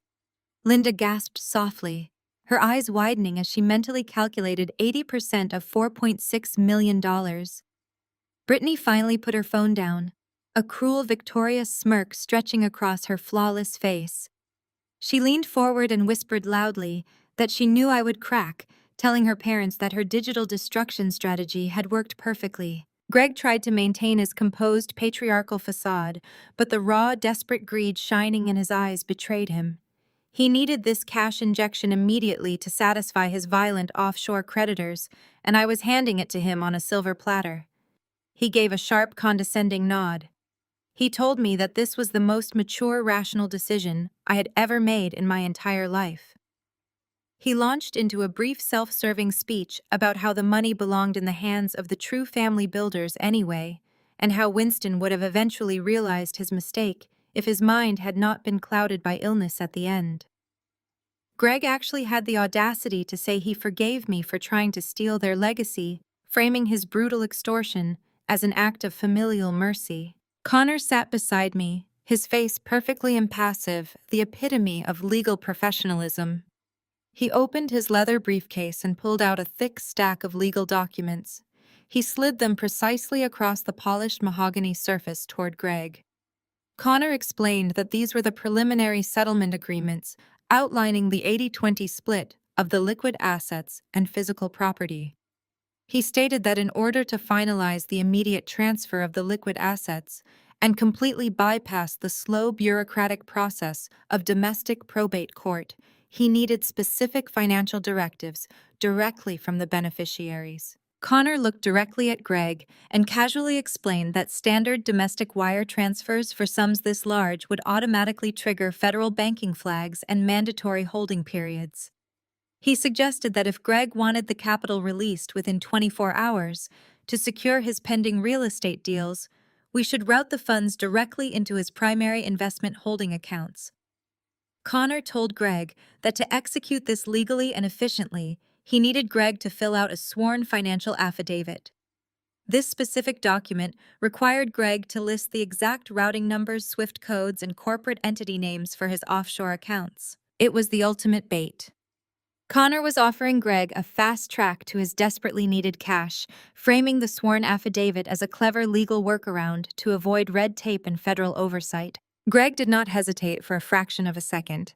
His massive ego and his blinding, suffocating desperation completely overrode any basic caution or legal sense. He saw the finish line. He saw the massive influx of money that would save him from his violent creditors and keep his fraudulent empire afloat for another year. He pulled a heavy gold fountain pen from his breast pocket and pulled the affidavit toward him. He did not even bother to read the fine print or consult an attorney of his own. I watched in absolute breathless silence as my father confidently began to write. He filled out the forms with rapid, arrogant strokes. He documented the names of the shell companies registered in the Cayman Islands and the Seychelles. He wrote down the specific routing numbers for the shadow accounts that fed his massive Ponzi scheme. He meticulously detailed the exact corporate architecture of his illegal money laundering network, believing he was simply providing logistical instructions for a massive unearned payday. Linda watched him sign the papers, already talking animatedly to Brittany about expanding the lifestyle brand's inventory and booking a celebratory vacation to St. Bart's. They were so entirely consumed by their perceived victory that they failed to notice the absolute lack of defeat in my eyes. They did not notice that Connor was carefully watching the document not to ensure the transfer was correct, but to verify that every single piece of incriminating data had been properly and permanently recorded. Greg finished the final page, signing his name with a heavy, aggressive flourish. He pushed the document back across the table toward Connor. Greg leaned back, buttoning his suit jacket, and looked at me with cold, utter dismissal. He told me he expected the funds to be cleared by tomorrow afternoon at the latest. He warned me that if there was any delay, any hesitation on my part, Brittany would post the next video, and the digital assault would resume tenfold. He stood up, signaling to Linda and Brittany that the meeting was over. They had taken what they came for, and I was no longer worth a second of their time. I kept my head bowed, playing the shattered victim until the heavy conference room doors clicked shut behind them. The moment the latch engaged, the frail, exhausted posture vanished from my shoulders. I sat up straight, rolling my neck to release the physical tension of the performance. I reached across the table and picked up the sworn financial affidavit. I looked at the freshly inked routing numbers and shell company names. Greg had just legally tied himself to the exact accounts that were funding his criminal enterprise. He had provided a signed, notarized map of his federal wire fraud network directly to a licensed attorney. He had handed me the final, irrefutable piece of the puzzle, tying the offshore extortion money directly to his legal identity under penalty of perjury. Connor let out a long, slow breath, shaking his head in sheer disbelief at Greg's monumental arrogance. Connor looked at the document, then looked at me, confirming that Greg had just voluntarily signed his own federal arrest warrant. I smiled, a sharp, cold expression that held absolutely no warmth or hesitation. The trap had snapped shut with flawless precision. My parents thought they had just secured millions of dollars to save their fraudulent lives. They had no idea that they had just handed me everything I needed to destroy them completely. I carefully placed the sworn affidavit into my secure folder. It was time to make a phone call to the federal authorities. I made the call. The federal agent on the other end of the secure line listened in stunned silence as I detailed the exact coordinates of my father's offshore money laundering network. He assured me that a specialized financial strike team would begin assembling immediately. However, federal racketeering investigations required meticulous covert preparation. In the meantime, the machinery of the local probate court continued to grind forward. The judge overseeing Winston's estate had made it abundantly clear. No injunctions would be lifted, and no settlement agreements would be officially ratified until the mandatory deposition phase was fully completed. Greg viewed this as a tedious bureaucratic hurdle separating him from his payout.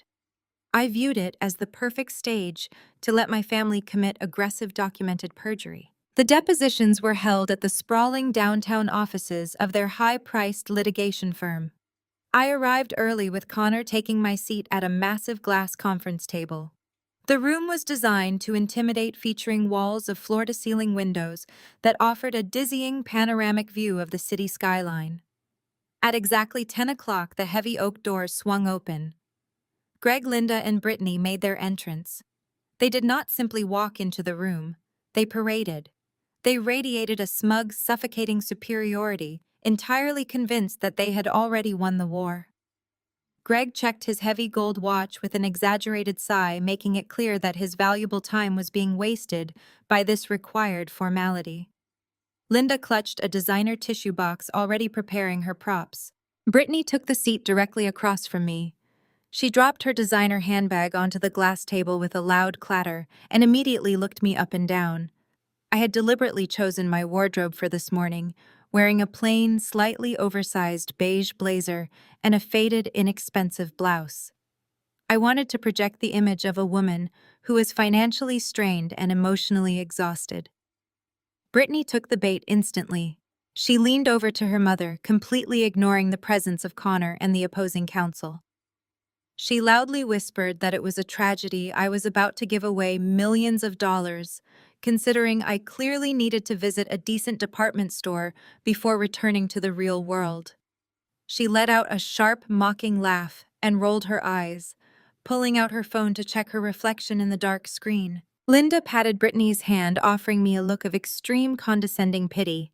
She told me I looked terribly tired and suggested that this whole stressful ordeal would be over soon if I just kept cooperating with the process. Greg did not even bother to look at me. He demanded that the lawyers hurry up and get the proceedings moving, stating that he had international business calls to make by noon. He was so arrogant, so entirely blinded by the illusion of his own untouchable power, that he could not sense the trap closing around him. He truly believed that the sworn affidavit he had signed days earlier was his golden ticket, completely unaware that he had handed me the exact map of his criminal enterprise. The court stenographer, a quiet woman with a fast, efficient demeanor, took her place at the head of the table and opened her machine. The lead opposing counsel, an aggressive litigator named Harrison, cleared his throat and officially opened the record. Because Linda was listed as the primary complainant on the medical incompetency filing, she was called to testify first. The stenographer asked Linda to raise her right hand and swear to tell the truth, the whole truth, and nothing but the truth. Linda raised her manicured hand and swore the oath with a straight face, showing absolutely no hesitation. Harrison began with gentle leading questions, guiding Linda to paint a picture of her relationship with Winston. Linda leaned forward, her voice dropping to a soft, trembling whisper. She told the room that Winston was not just her father-in-law, but a mentor and a beloved father figure to her. She claimed they spoke on the phone every single week and that she visited him constantly to bring him home cooked meals and read to him. It was a spectacular work of fiction. In reality, Linda had not set foot on Winston's estate in over 3 years, and the last time they spoke on the phone, she had threatened to have him committed to a psychiatric ward. Harrison asked Linda to describe Winston's mental state during the final 6 months of his life. This was the moment Linda had prepared for. She reached for a tissue, dabbing delicately at the corners of her eyes to ensure she did not ruin her pristine mascara. She took a shuddering breath and launched into an entirely fabricated, tear-jerking monologue. She claimed that Winston's mind had deteriorated rapidly and tragically. She recounted a completely invented Thanksgiving dinner, where Winston allegedly looked at Greg and asked who he was forgetting his own son's name. She described finding Winston wandering the gardens of his estate in the middle of the night, wearing only his pajamas, crying out for his late wife, and believing it was 1982. She looked at the stenographer, ensuring every dramatic pause was properly recorded.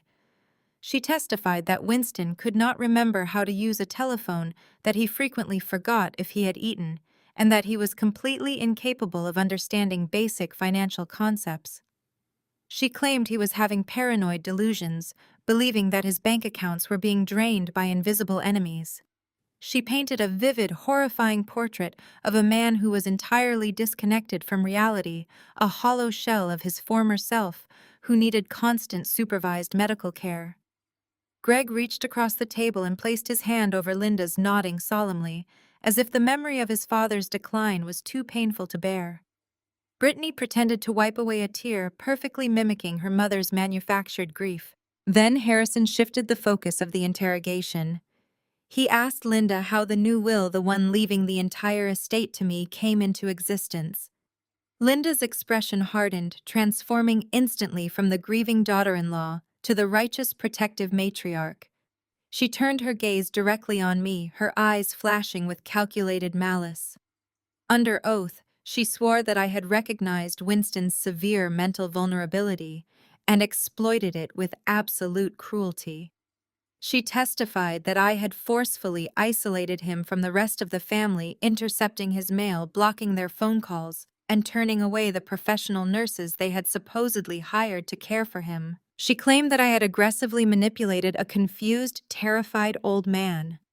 She told the room a harrowing story about arriving at the estate, unannounced, only to witness me screaming at Winston, demanding that he sign legal documents or I would abandon him to die alone. She testified that Winston had signed the final will out of sheer terror, completely unaware of what he was actually doing. She even went so far as to suggest that I was withholding his pain medication to keep him compliant and confused. I sat perfectly still, my hands folded in my lap, absorbing the sheer, staggering magnitude of her perjury. Every single word spilling from her mouth was a deliberate, calculated lie, and it was all being permanently transcribed into the official legal record. I did not break eye contact with her. I did not flinch, and I did not object. I simply watched her weave a noose out of her own fabricated testimony. In my pocket, the encrypted flash drive felt like a loaded weapon. It contained hours of crystal-clear audio recordings of Winston speaking with sharp, undeniable lucidity just weeks before his death, explicitly detailing his hatred for Greg and Linda and his absolute intention to leave his estate to me. It contained the recordings of Linda herself screaming at Winston and threatening him with a fraudulent conservatorship. Linda finished her testimony with a final dramatic sob, stating that she only wanted justice for a great man who had been taken advantage of by a greedy, estranged granddaughter. Harrison thanked her for her bravery and concluded his questioning. Greg leaned back in his chair, flashing me a cold, victorious smile. They truly believed their performance was flawless. They believed they had established an unshakable narrative of my guilt. They had no idea that I possessed the exact digital evidence required to prove that every syllable uttered in this room was a criminal lie, and they had just committed massive, irrefutable perjury on the federal record. Harrison concluded his questioning of Linda with a respectful nod, closing his legal pad with a sharp, satisfied snap. He leaned back in his plush leather chair and formally passed the witness to Connor. The atmosphere in the conference room was thick with their perceived victory. Linda was still delicately dabbing at her dry eyes, while Greg adjusted his expensive silk tie, radiating the bored impatience of a man who believed he was entirely untouchable. Connor stood up slowly. He buttoned his suit jacket, his face completely devoid of emotion. He did not look like a man who was about to surrender. He looked like an executioner stepping up to the block. Connor bypassed Linda entirely and turned his intensely focused gaze directly onto Greg. He stated for the record that since Greg was petitioning the court to act as the primary executor and fiduciary of Winston's vast estate, it was legally required to establish his absolute financial competency. The court needed irrefutable proof that Greg was solvent responsible and free from any crushing liabilities that might present a conflict of interest. Greg took the bait with the eagerness of a starving predator. He leaned forward, resting his forearms on the glass table, and launched into a breathtakingly arrogant monologue about his supposed business empire. Under the guise of establishing his fiduciary qualifications, he painted a portrait of himself as a titan of industry. He boasted about massive, unprecedented profit margins across all his commercial real estate holdings. He claimed his domestic development firm was currently operating with zero negative leverage and boasted a pristine credit rating with every major financial institution in the country. He testified that his personal liquidity was in the tens of millions and that his investment portfolios were generating returns that vastly outperformed the global market. He spoke with the polished, rhythmic cadence of a seasoned con artist, stringing together corporate buzzwords to build a monument to his own hubris. Every single syllable was a calculated lie, and he was delivering them cheerfully under the penalty of perjury. I sat perfectly still, listening to the rhythmic clicking of the stenographer's machine as it permanently transcribed his fabricated reality into the federal record. Linda smiled proudly at her husband, a portrait of the supportive, wealthy matriarch. Brittany inspected a chipped fingernail, letting out a loud, theatrical sigh to communicate how deeply bored she was by this financial posturing. Connor let Greg talk. He let the lies fill the room, expanding until they pressed against the glass walls. He waited for Greg to finish his self-serving speech, letting the silence hang heavy and expectant for several long seconds. Then Connor's demeanor shifted. The polite, deferential posture vanished, replaced by a cold, surgical precision. He reached down into his heavy leather briefcase. The swift, deliberate motion drew every eye in the room. Connor pulled out a thick, bound stack of papers. The top sheet was marked with a bright red evidence sticker. He did not hand the stack to Greg immediately. Instead, he held it in his hands, his voice dropping to a low, authoritative register that commanded absolute attention. He stated that since Greg had just testified so extensively to his immense domestic financial stability, it was necessary for the court to clarify a few glaring discrepancies regarding his international holdings. Connor slid the stack of documents across the smooth glass table. It came to rest directly in front of Greg with a soft, ominous thud. Exhibit B. The conference room went dead silent.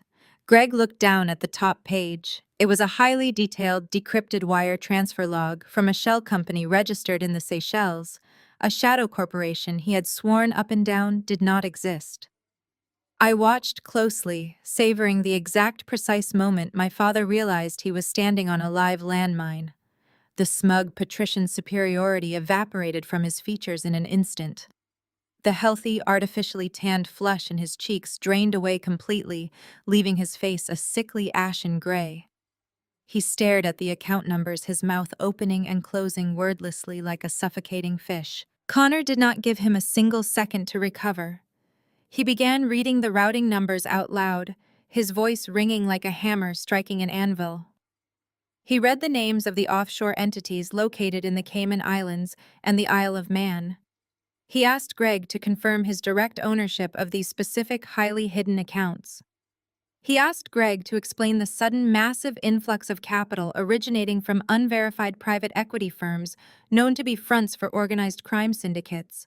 Harrison, realizing his client was suddenly drowning in deep water, slammed his hand flat against the table. He shouted a frantic objection, his voice echoing sharply against the glass walls. He demanded that Connor stop this line of questioning immediately, claiming that these documents were unverified and completely irrelevant to a standard probate deposition. Connor turned to Harrison, his expression entirely unfazed. He calmly stated that the financial solvency of the proposed executor was the definition of relevant. He reminded Harrison and the court stenographer that Greg had just signed a sworn financial affidavit directing the bulk of Winston's estate funds to be wired directly into these exact previously undisclosed offshore accounts. Connor pointed out that Greg had legally tied his own identity to this fraudulent network in an attempt to bypass domestic banking oversight. Greg looked like he had been physically struck by a freight train. His eyes darted wildly toward me, wide with a sudden primal terror. The realization hit him with crushing force. He finally understood the purpose of the settlement meeting we had held 2 days prior. He realized that the financial affidavit was not a clever legal workaround to get his money faster. It was a perfectly designed snare, and he had eagerly wrapped it around his own neck. He stammered incoherently, looking at Harrison for a lifeline, but the aggressive litigator was frantically reading through his own copy of Exhibit B. Harrison's face was rapidly losing color as he recognized the sheer scale of the federal crimes documented on the pages before him. He was a probate lawyer, not a criminal defense attorney, and he suddenly realized he was sitting next to a man staring down decades in federal prison. Before Harrison could formulate a coherent legal objection to stop the bleeding, Connor pivoted with brutal, terrifying efficiency. He turned his gaze away from the hyperventilating patriarch and locked eyes directly with Brittany. She jumped slightly in her expensive leather chair, genuinely startled by the sudden intense shift in attention. Connor politely asked the stenographer to note that Brittany was also seeking a lucrative fiduciary advisory role within the proposed estate structure, which made her personal financial standing equally relevant to the proceedings. Brittany sat up straight, crossing her arms defensively over her chest. She jutted her chin out and confidently stated that her finances were none of his business, but that she ran a highly successful, globally recognized lifestyle brand that generated massive profits independently. Connor did not miss a single beat. He reached back into his briefcase, pulled out a second thinner folder, and slid it directly across the table toward her. Exhibit C. He asked Brittany to confirm the actual verified gross revenue of her e-commerce platform for the previous fiscal year, rather than the numbers she projected on her social media accounts. Brittany scoffed loudly, rolling her eyes in exaggerated annoyance. She quoted a highly inflated 7-figure number dripping with arrogant condescension. Connor smiled, a sharp, terrifying expression that held absolutely no warmth. He asked her to explain why her own internal server logs contained within the folder she was now holding indicated that 92% of her total sales volume was consistently processed between 2 and 4 in the morning. He kept his tone conversational, but relentless. He asked her to clarify why thousands of high-value, repetitive transactions for cheap cosmetics were being executed by automated bot networks. He specifically asked her to explain why those transactions were being funded entirely by untraceable prepaid credit cards linked to the same offshore IPs that her father had just claimed he did not own. The temperature in this conference room plummeted. Brittany's arrogant scoff died instantly in her throat. She looked down at the printed server logs, her meticulously manicured hands beginning to tremble so violently that the paper shook. The reality of the words automated bot networks and money laundering hung in the air, heavy and inescapable. She looked over at Greg, her eyes wide with frantic, childish panic, silently begging for her father to fix this, to make the scary lawyer stop asking questions she could not answer without confessing to a federal crime. But Greg was utterly useless. He was staring blankly at his own stack of documents on the glass table, completely paralyzed by the catastrophic magnitude of his own exposure. He was gripping the armrests of his chair so tightly, his knuckles were stark white. Linda looked rapidly between her husband and her daughter. The manufactured grief, the delicate tears, the fragile daughter-in-law persona were entirely gone from her face. They were replaced by a raw, suffocating dread. The brilliant, impenetrable facade of wealth and superiority they had maintained for decades was cracking open in real time, exposing the rot underneath. They were sitting in a sterile corporate conference room surrounded by opposing counsel and a court reporter, and their entire criminal network was being systematically dismantled and laid bare on the official record. The true horror washing over my family in that moment was not just that their darkest secrets were out. It was the crushing, paralyzing realization of their own profound ignorance. They slowly turned their heads and looked across the long mahogany table at me. I was no longer the exhausted, defeated scapegoat they had mocked just minutes earlier. I sat with my back perfectly straight, my shoulders squared, my expression composed and utterly unyielding. I watched their empires burn with cool, detached satisfaction. They realized in that agonizing, breathless moment that I knew something catastrophic. But the sheer terror paralyzing them was the realization that they had absolutely no idea exactly how much I knew, how I had acquired such heavily encrypted information, or what I was preparing to do with it next. Harrison did not just ask for a recess, he demanded it. His voice cracked like a whip across the silent conference room, shattering the frozen tableau of my family's collective panic. He shoved his heavy leather chair back so violently it slammed against the glass wall behind him, barking at the court stenographer to go off the record immediately.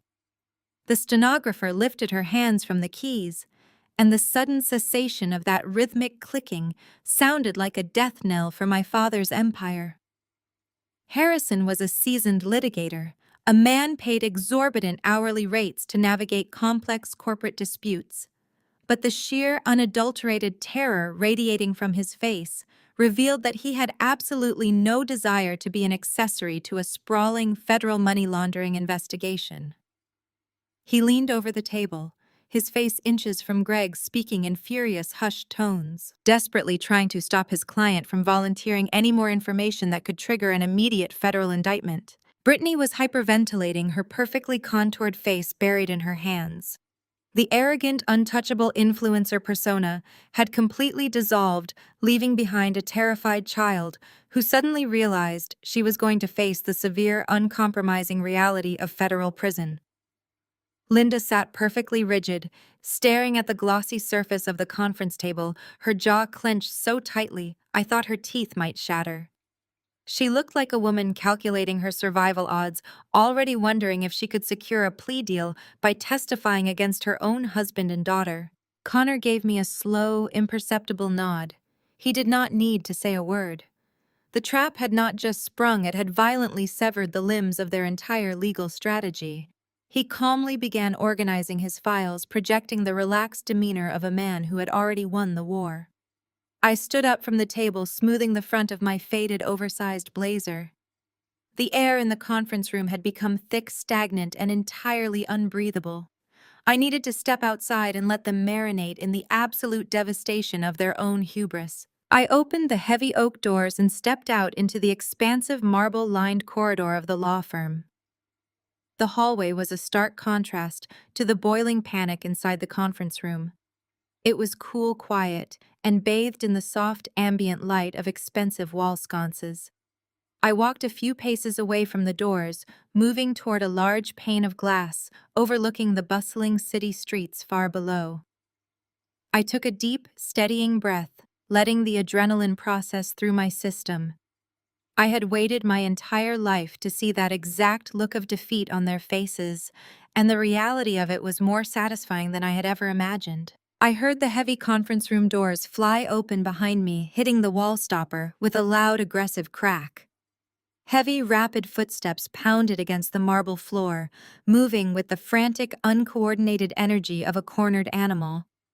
I did not need to turn around to know who it was. The sharp, metallic scent of expensive cologne, mixed with the sour, unmistakable odor of fear, hit me a second before Greg stepped into my peripheral vision. He did not approach me like a civilized human being. He charged. He lunged forward and physically positioned his large frame between me and the hallway exit, using his body to block my path. The polished patriarchal facade he had worn for 33 years was completely gone, ripped away, to reveal the desperate, violent fraudster hiding underneath. His face was a dark mottled red, the veins in his neck and forehead bulging against his collar. Sweat beaded along his hairline, soaking into the collar of his bespoke pinstripe suit. He was trembling, a fine, uncontrollable vibration that shook his entire body. He leaned in close, attempting to use his physical size to intimidate me, a tactic he had undoubtedly used to bully countless subordinate employees and naive investors throughout his entire fraudulent career. He pointed a shaking, thick finger directly at my face. He snarled, his voice a low, gravelly vibration that echoed harshly in the empty corridor. He demanded to know where I got those documents. He demanded to know who I had spoken to, what I had hacked, and exactly how much data I had stolen from his private servers. I simply stared at him. I did not flinch. I did not take a step back. I let my silence amplify his panic. My lack of reaction only infuriated him further. His chest heaved as he struggled to draw breath, his eyes wide and wild with absolute terror. He dropped his hand and shifted his tactic, moving from frantic questioning to aggressive, unhinged threats. He told me that I had no idea what I was doing. He told me I was playing a dangerous, lethal game with people I could not possibly understand. He was indirectly referencing his offshore creditors, the violent syndicates he owed tens of millions to, but he was too cowardly to name them out loud. He leaned closer, his spit flying onto the lapel of my jacket. He threatened to utterly ruin my life.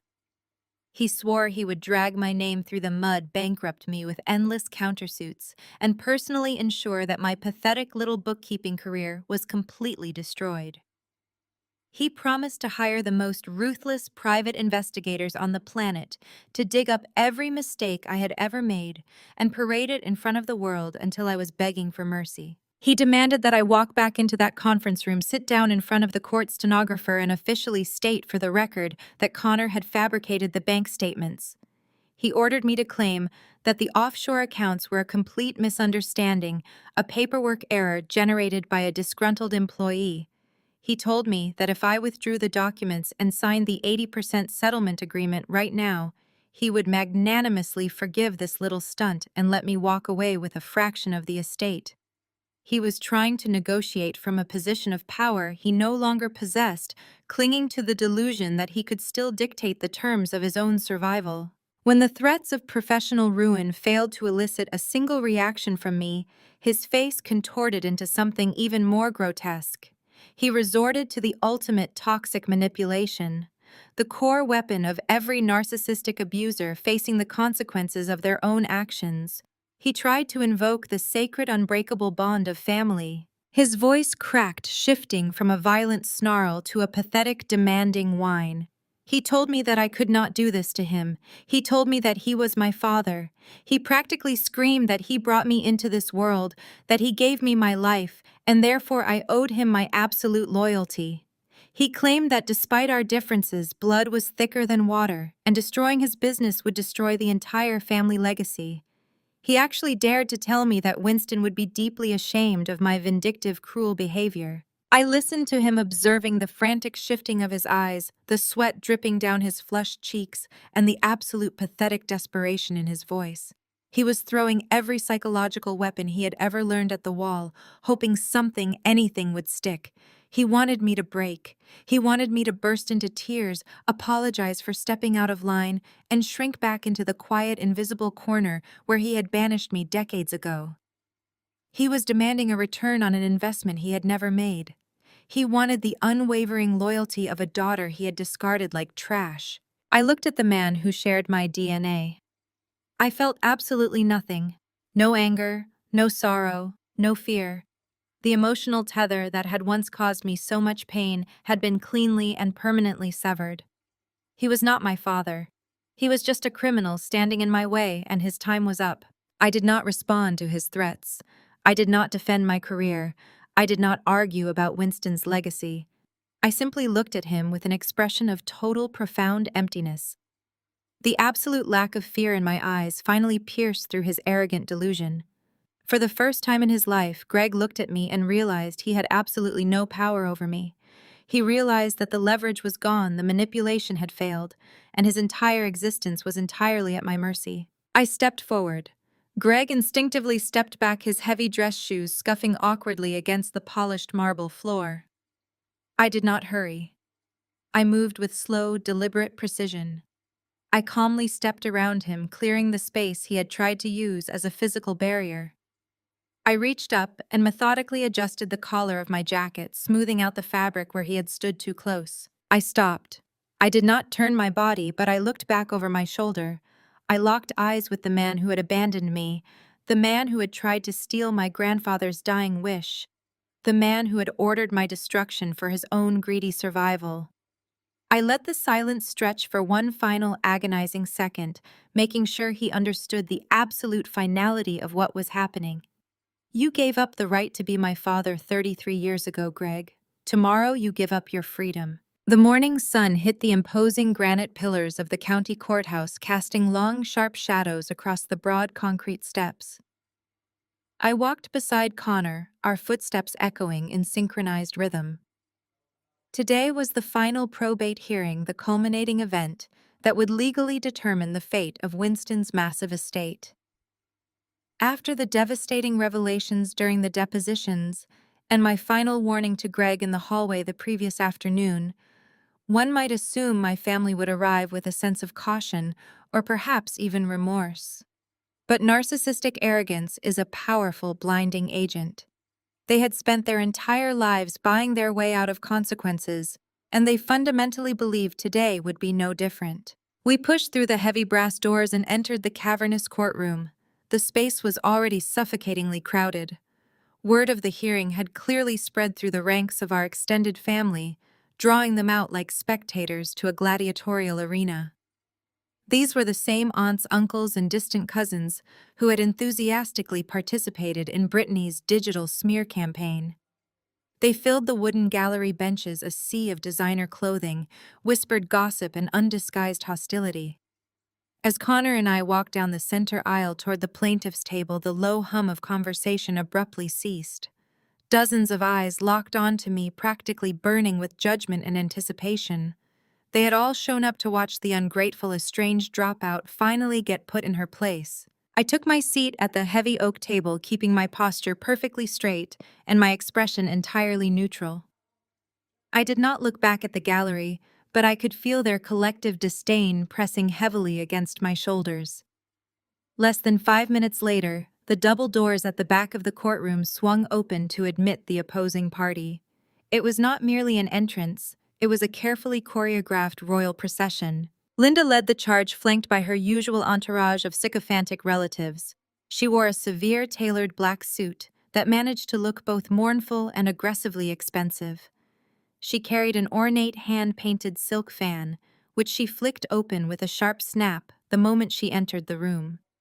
She began fanning herself dramatically, pausing every few steps to accept the hushed, sympathetic murmurs of the extended family. She played the role of the exhausted, long-suffering matriarch to absolute perfection. As she walked past my table, she leaned down toward her sister, ensuring her voice was loud enough for me and the court reporter to hear. She whispered that it was a tragedy the court allowed such a disturbed, socially unfit woman to contest a legally sound family matter. She audibly sighed, stating that my cheap, wrinkled clothing was a direct reflection of my chaotic, disorganized mind. Brittany followed closely behind her mother, her eyes hidden behind massive designer sunglasses, despite the dim lighting of the courtroom. She clutched a luxury handbag to her chest, like a shield, her face set in a rigid mask of supreme annoyance. She completely ignored my presence, choosing instead to offer tight, practiced smiles to the younger cousins in the gallery who idolized her online persona. But I could see the slight tremor in her hands. The icy terror from yesterday's deposition, the moment Connor had exposed her automated money laundering network, was still rattling around inside her. She was terrified, but she was hiding it beneath layers of expensive makeup and practiced apathy. Then came Greg. My father walked down the aisle with the heavy, deliberate strides of a man marching to his own coronation. The frantic, sweating panic he had displayed in the hallway yesterday had been meticulously scrubbed away, replaced by an artificial, polished bravado. He wore a pristine charcoal suit, his silver hair perfectly coiffed. However, as he took his seat at the defense table, I noticed the slight sheen of perspiration across his forehead. He aggressively adjusted his silk tie, his movements jerky and uncoordinated. He barked a sharp, irritable command to his lead attorney, Harrison, demanding that they wrap this tedious circus up before lunch. Greg was clinging desperately to the delusion that his money and his connections could somehow suppress the federal crimes we had exposed. He truly believed he could simply steamroll his way through the legal system as he had done for decades. The heavy wooden door behind the judge's bench clicked open, and the court bailiff called the room to order. Everyone stood as Judge Caldwell entered the room.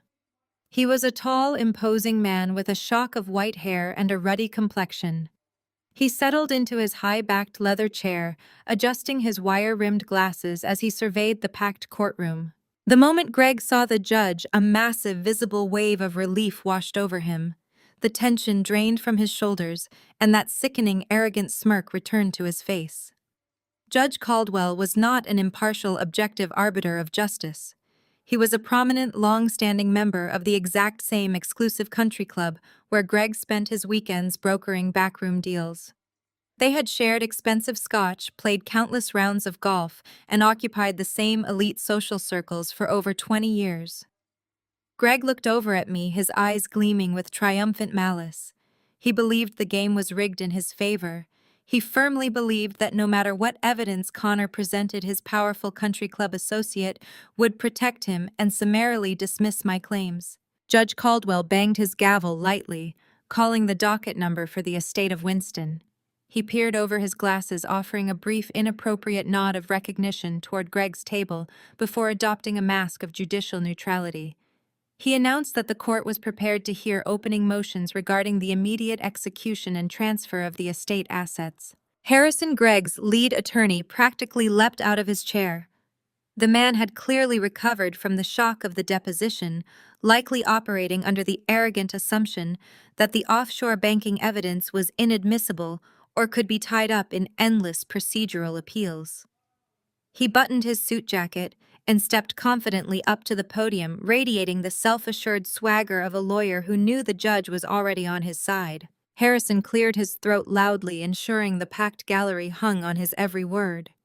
He began his motion by formally requesting that the court immediately ratify the original family-approved will and transfer full fiduciary control of the estate directly to his client, Greg. He spoke with a booming theatrical voice, treating the legal proceeding like a stage play designed to entertain the hostile relatives sitting behind us. He launched into a brutal, highly personal attack on my character and my professional competency. He turned and pointed directly at me, his face twisted in manufactured disgust.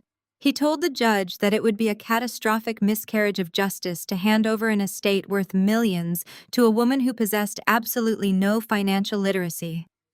He loudly reminded the court that I was merely a college dropout who managed basic bookkeeping for small, insignificant local businesses. He stated that I lacked the sophistication, the education, and the mental stability required to manage complex commercial assets. Harrison then pivoted, gesturing dramatically toward Greg. He painted my father as a titan of industry, a man whose immaculate business acumen was globally recognized. He claimed that Greg was the only logical, responsible choice to act as the primary executor. He argued that the court must protect Winston's vast legacy from being squandered by an estranged, vindictive granddaughter who had clearly manipulated a dying man.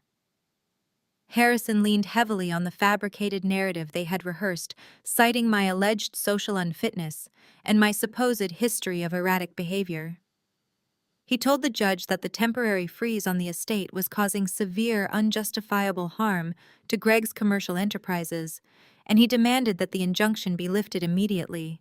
The gallery behind us erupted in a low murmur of enthusiastic agreement. My aunts and uncles nodded along, whispering their harsh, validating comments to one another.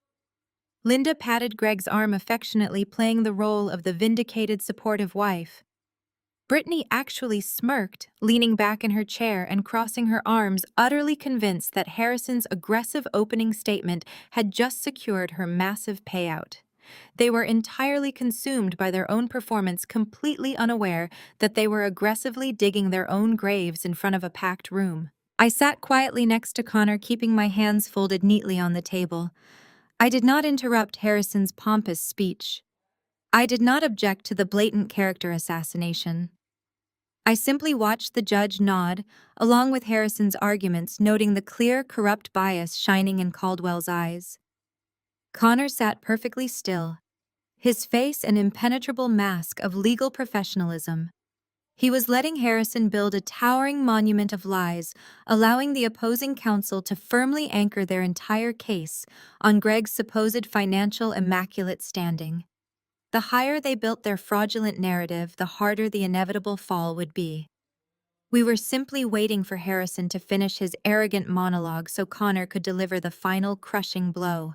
The phone call to the federal authorities set an invisible, unstoppable mechanism into motion. While the financial strike team operated in the shadows, coordinating with international agencies and preparing their warrants, the machinery of the local probate court continued its inevitable march forward. Weeks of meticulous, silent preparation led directly to this exact moment. The day of the final probate hearing arrived, bringing my family's blinding arrogance to its absolute precarious peak. The courtroom was a cavernous space defined by dark polished oak and heavy marble designed to impress the weight of the law upon anyone who entered. Today it was packed to absolute capacity. The extended family members who had enthusiastically participated in Britney's digital smear campaign had all shown up to watch the finale. They filled the gallery benches, a sea of designer clothing and hushed venomous gossip. Their faces were arranged in masks of eager anticipation, completely ready to watch the estranged, ungrateful bookkeeper finally get stripped of her unearned inheritance and put firmly back in her place. Greg's lead attorney, Harrison, was currently standing at the podium, concluding his final motion with a booming theatrical flourish. He spoke with the rhythmic, confident cadence of a man who believed the verdict was already written. He aggressively requested that the judge dismiss my claims entirely and hand the estate over immediately. He cited my clear professional incompetence, loudly reminding the court that I was merely a college dropout who managed basic accounts for insignificant local businesses. He stated that handing millions of dollars to a woman with such profound financial illiteracy would be a catastrophic failure of the court. He then pivoted, gesturing grandly toward Greg.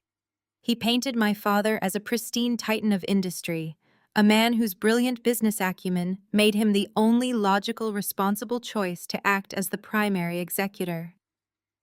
Harrison took his seat with a smug, victorious smile, basking in the approving murmurs of the family sitting behind him.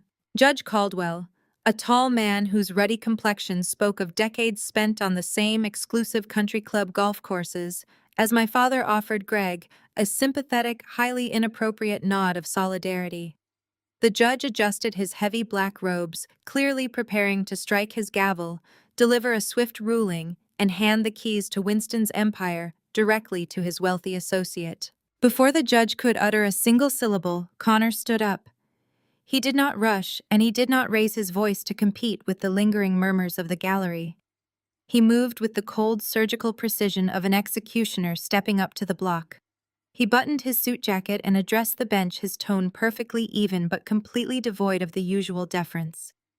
Connor stated that before the court made any permanent, irreversible rulings regarding fiduciary control, the defense had one final, critical evidentiary submission regarding my professional competency and Greg's financial suitability to manage the estate. Judge Caldwell frowned deeply, his thick white eyebrows drawing together in severe irritation. He leaned forward, resting his elbows heavily on the polished wood of the bench. He warned Connor that the court had absolutely no patience for last-minute procedural delays or desperate stalling tactics. Caldwell made it entirely obvious that he considered Connor's interruption a pathetic attempt to delay the inevitable. Connor did not flinch. He remained standing, his posture projecting an unyielding, terrifying authority. He politely corrected the judge. He stated that Attorney Harrison had painted a very colorful picture of a simple, uneducated local bookkeeper, which was a charming but entirely fabricated narrative. Connor turned slightly, allowing his gaze to sweep over Greg and Harrison. He officially introduced me to the court, placing my true identity on the federal record for the very first time. He introduced me not as an estranged granddaughter, but as a senior managing partner at one of the most ruthless, internationally feared corporate crisis and forensic accounting firms on the eastern seaboard. A sharp, derisive bark of laughter erupted from the gallery. Linda covered her mouth, her shoulders shaking with silent amusement, while Greg simply smirked and shook his head in mock pity. They thought Connor was lying. They genuinely believed this was a ridiculous, easily disprovable bluff, designed to save face in the final seconds of the trial. Connor ignored their laughter completely. He reached down to the floor beside his chair and hoisted a massive, incredibly heavy object into his arms. He did not pull out a standard manila folder or a thin stack of legal motions. He carried a solid 500-page bound document to the center of the room. He handed it up to the bailiff, requesting that it be submitted directly to Judge Caldwell. The document landed on the judge's elevated desk with a heavy, resonating thud that echoed sharply off the vaulted ceilings. The thick black leather cover bore the imposing, deeply embossed gold seal of my firm. Connor announced it as a fully executed, comprehensive forensic financial audit of Winston's estate, heavily cross-referenced with the personal and corporate financial disclosures Greg had sworn to under penalty of perjury. Judge Caldwell let out another sharp, irritated sigh. He clearly viewed the massive binder as a nuisance, a physical manifestation of a sore loser refusing to concede. He pulled his reading glasses down from his forehead, flipped open the heavy leather cover with a flick of his wrist, and lazily began reading the executive summary printed on the thick watermarked paper. I sat perfectly still next to Connor, watching the judge's face with intense forensic focus. I watched the exact agonizing progression of his psychological collapse unfold in real time. For the first 10 seconds, Judge Caldwell's expression remained locked in a mask of irritable boredom. His eyes scanned the first few lines of text, expecting to find the disorganized, emotional ramblings of a bitter relative. But the executive summary was not a subjective narrative. It was a weaponized, meticulously structured distillation of raw, irrefutable financial data. It was written in the cold, clinical, terrifying language of federal racketeering statutes. At 15 seconds, the boredom vanished entirely. Judge Caldwell's reading speed abruptly slowed to a crawl. His posture changed. The relaxed, confident lean evaporated, replaced by a rigid, terrified stiffness. He pulled the heavy binder an inch closer to his face, his eyes darting frantically across the second paragraph. The summary spared absolutely no details. It listed the exact routing numbers, SWIFT codes, and corporate entity names of Greg's offshore shell companies. It detailed the precise multi-million-dollar cash flows originating from blacklisted private equity firms in the Cayman Islands and the Seychelles. It documented the automated bot networks currently laundering dirty money through Brittany's supposedly successful lifestyle brand. It explicitly outlined how the liquid assets of Winston's estate were actively being targeted for immediate international wire transfer to cover massive illegal debts owed to violent offshore syndicates.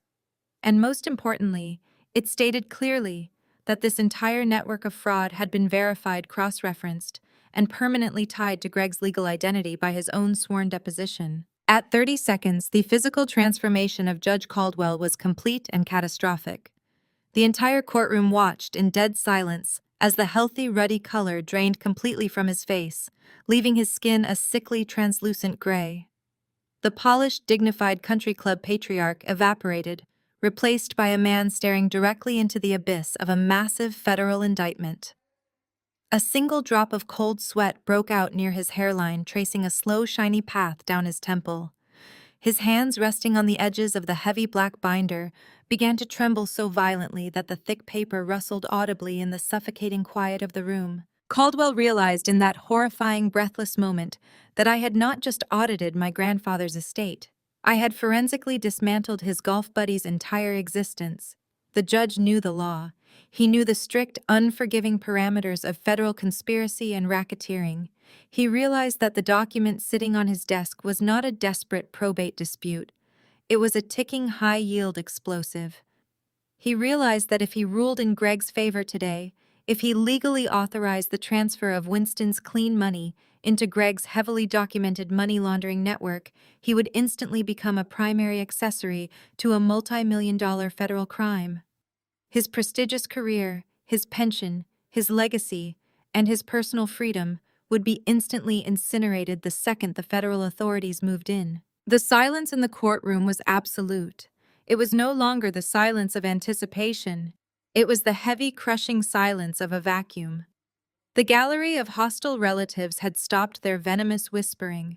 They could not see the documents, but they could clearly see the terrifying, undeniable shift in the atmosphere. They watched the powerful judge, the man they had absolutely counted on to deliver their victory, turn into a pale, trembling, terrified statue. Greg felt the catastrophic shift in the room. The arrogant, untouchable smirk finally faltered, sliding off his face to reveal the raw, primal panic hiding just beneath the surface. He sat up completely straight, his hands gripping the edge of his table so tightly his knuckles turned white. He stared at the judge, his chest heaving silently, pleading for Caldwell to speak, to dismiss the document, to make the terrifying nightmare go away. Harrison, sitting next to Greg, had gone entirely rigid. The aggressive lawyer recognized the look of absolute terror on the judge's face and realized his wealthy client had just dragged him into a legal slaughterhouse. Judge Caldwell slowly raised his heavy head.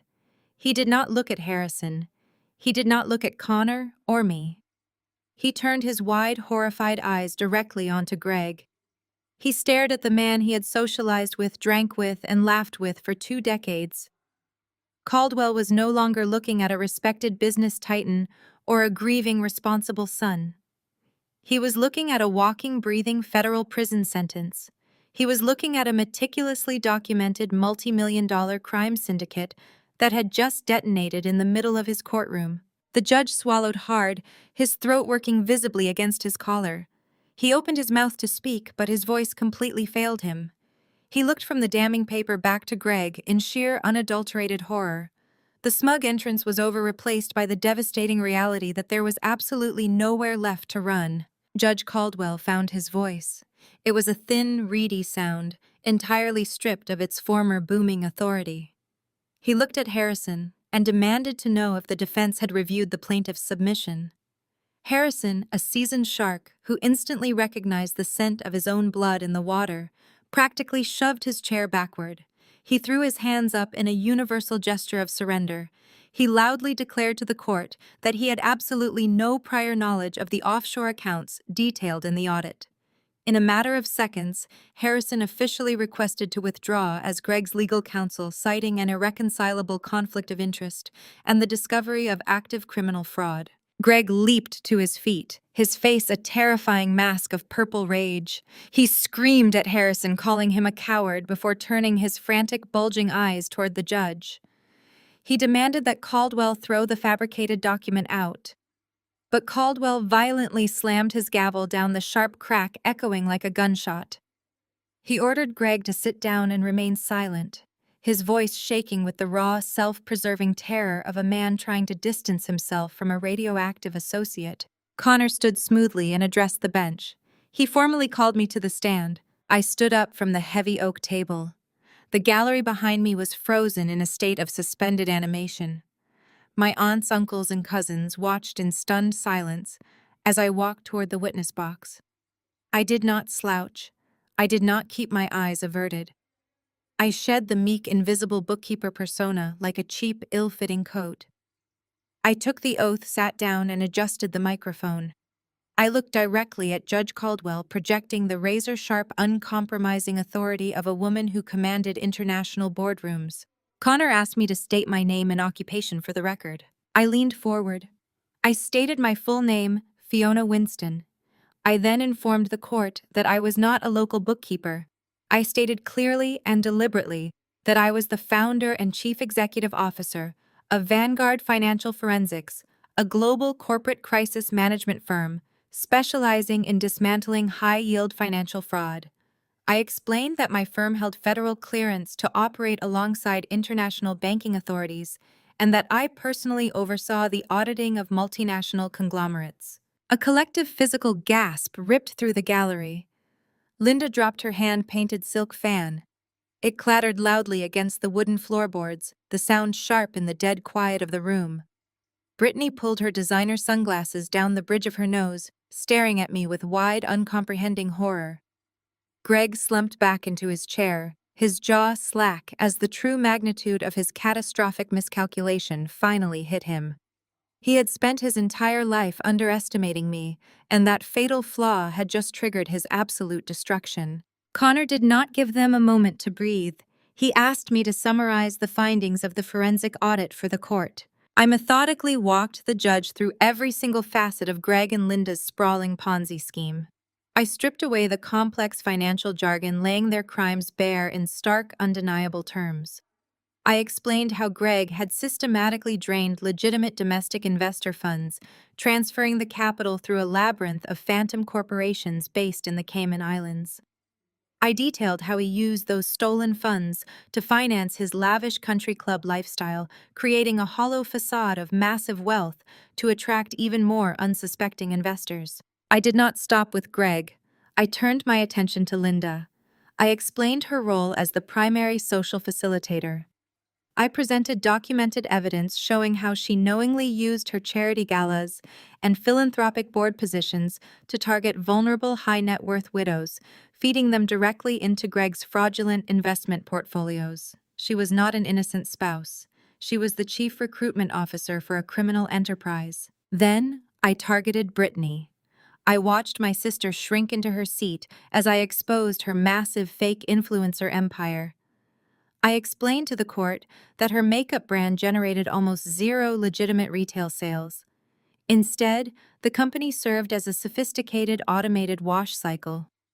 Greg used automated bot networks to purchase millions of dollars of Brittany's inventory, effectively laundering the stolen offshore money back into the United States, clean and ready to spend. Her entire existence, her fame, her followers, and her unearned arrogance were entirely funded by stolen money. Judge Caldwell was furiously taking notes, his hands trembling, desperate to align himself with the prosecution to save his own career. He asked if there was any definitive proof that Winston was aware of this fraud before his passing, or if Greg had successfully kept the older man in the dark. Connor offered a tight, dangerous smile. He submitted Plaintiff's Exhibit B, a digital audio file. He explained that my grandfather had known his son was a thief, but he lacked the physical strength to dismantle the syndicate himself. So Winston had done the only thing he could. He had secretly recorded his final confrontation with Greg in his hospital room. Connor pressed play on his laptop. The audio was crisp and clear, amplified by the courtroom speakers. Winston's voice, frail but lined with unyielding steel, filled the room.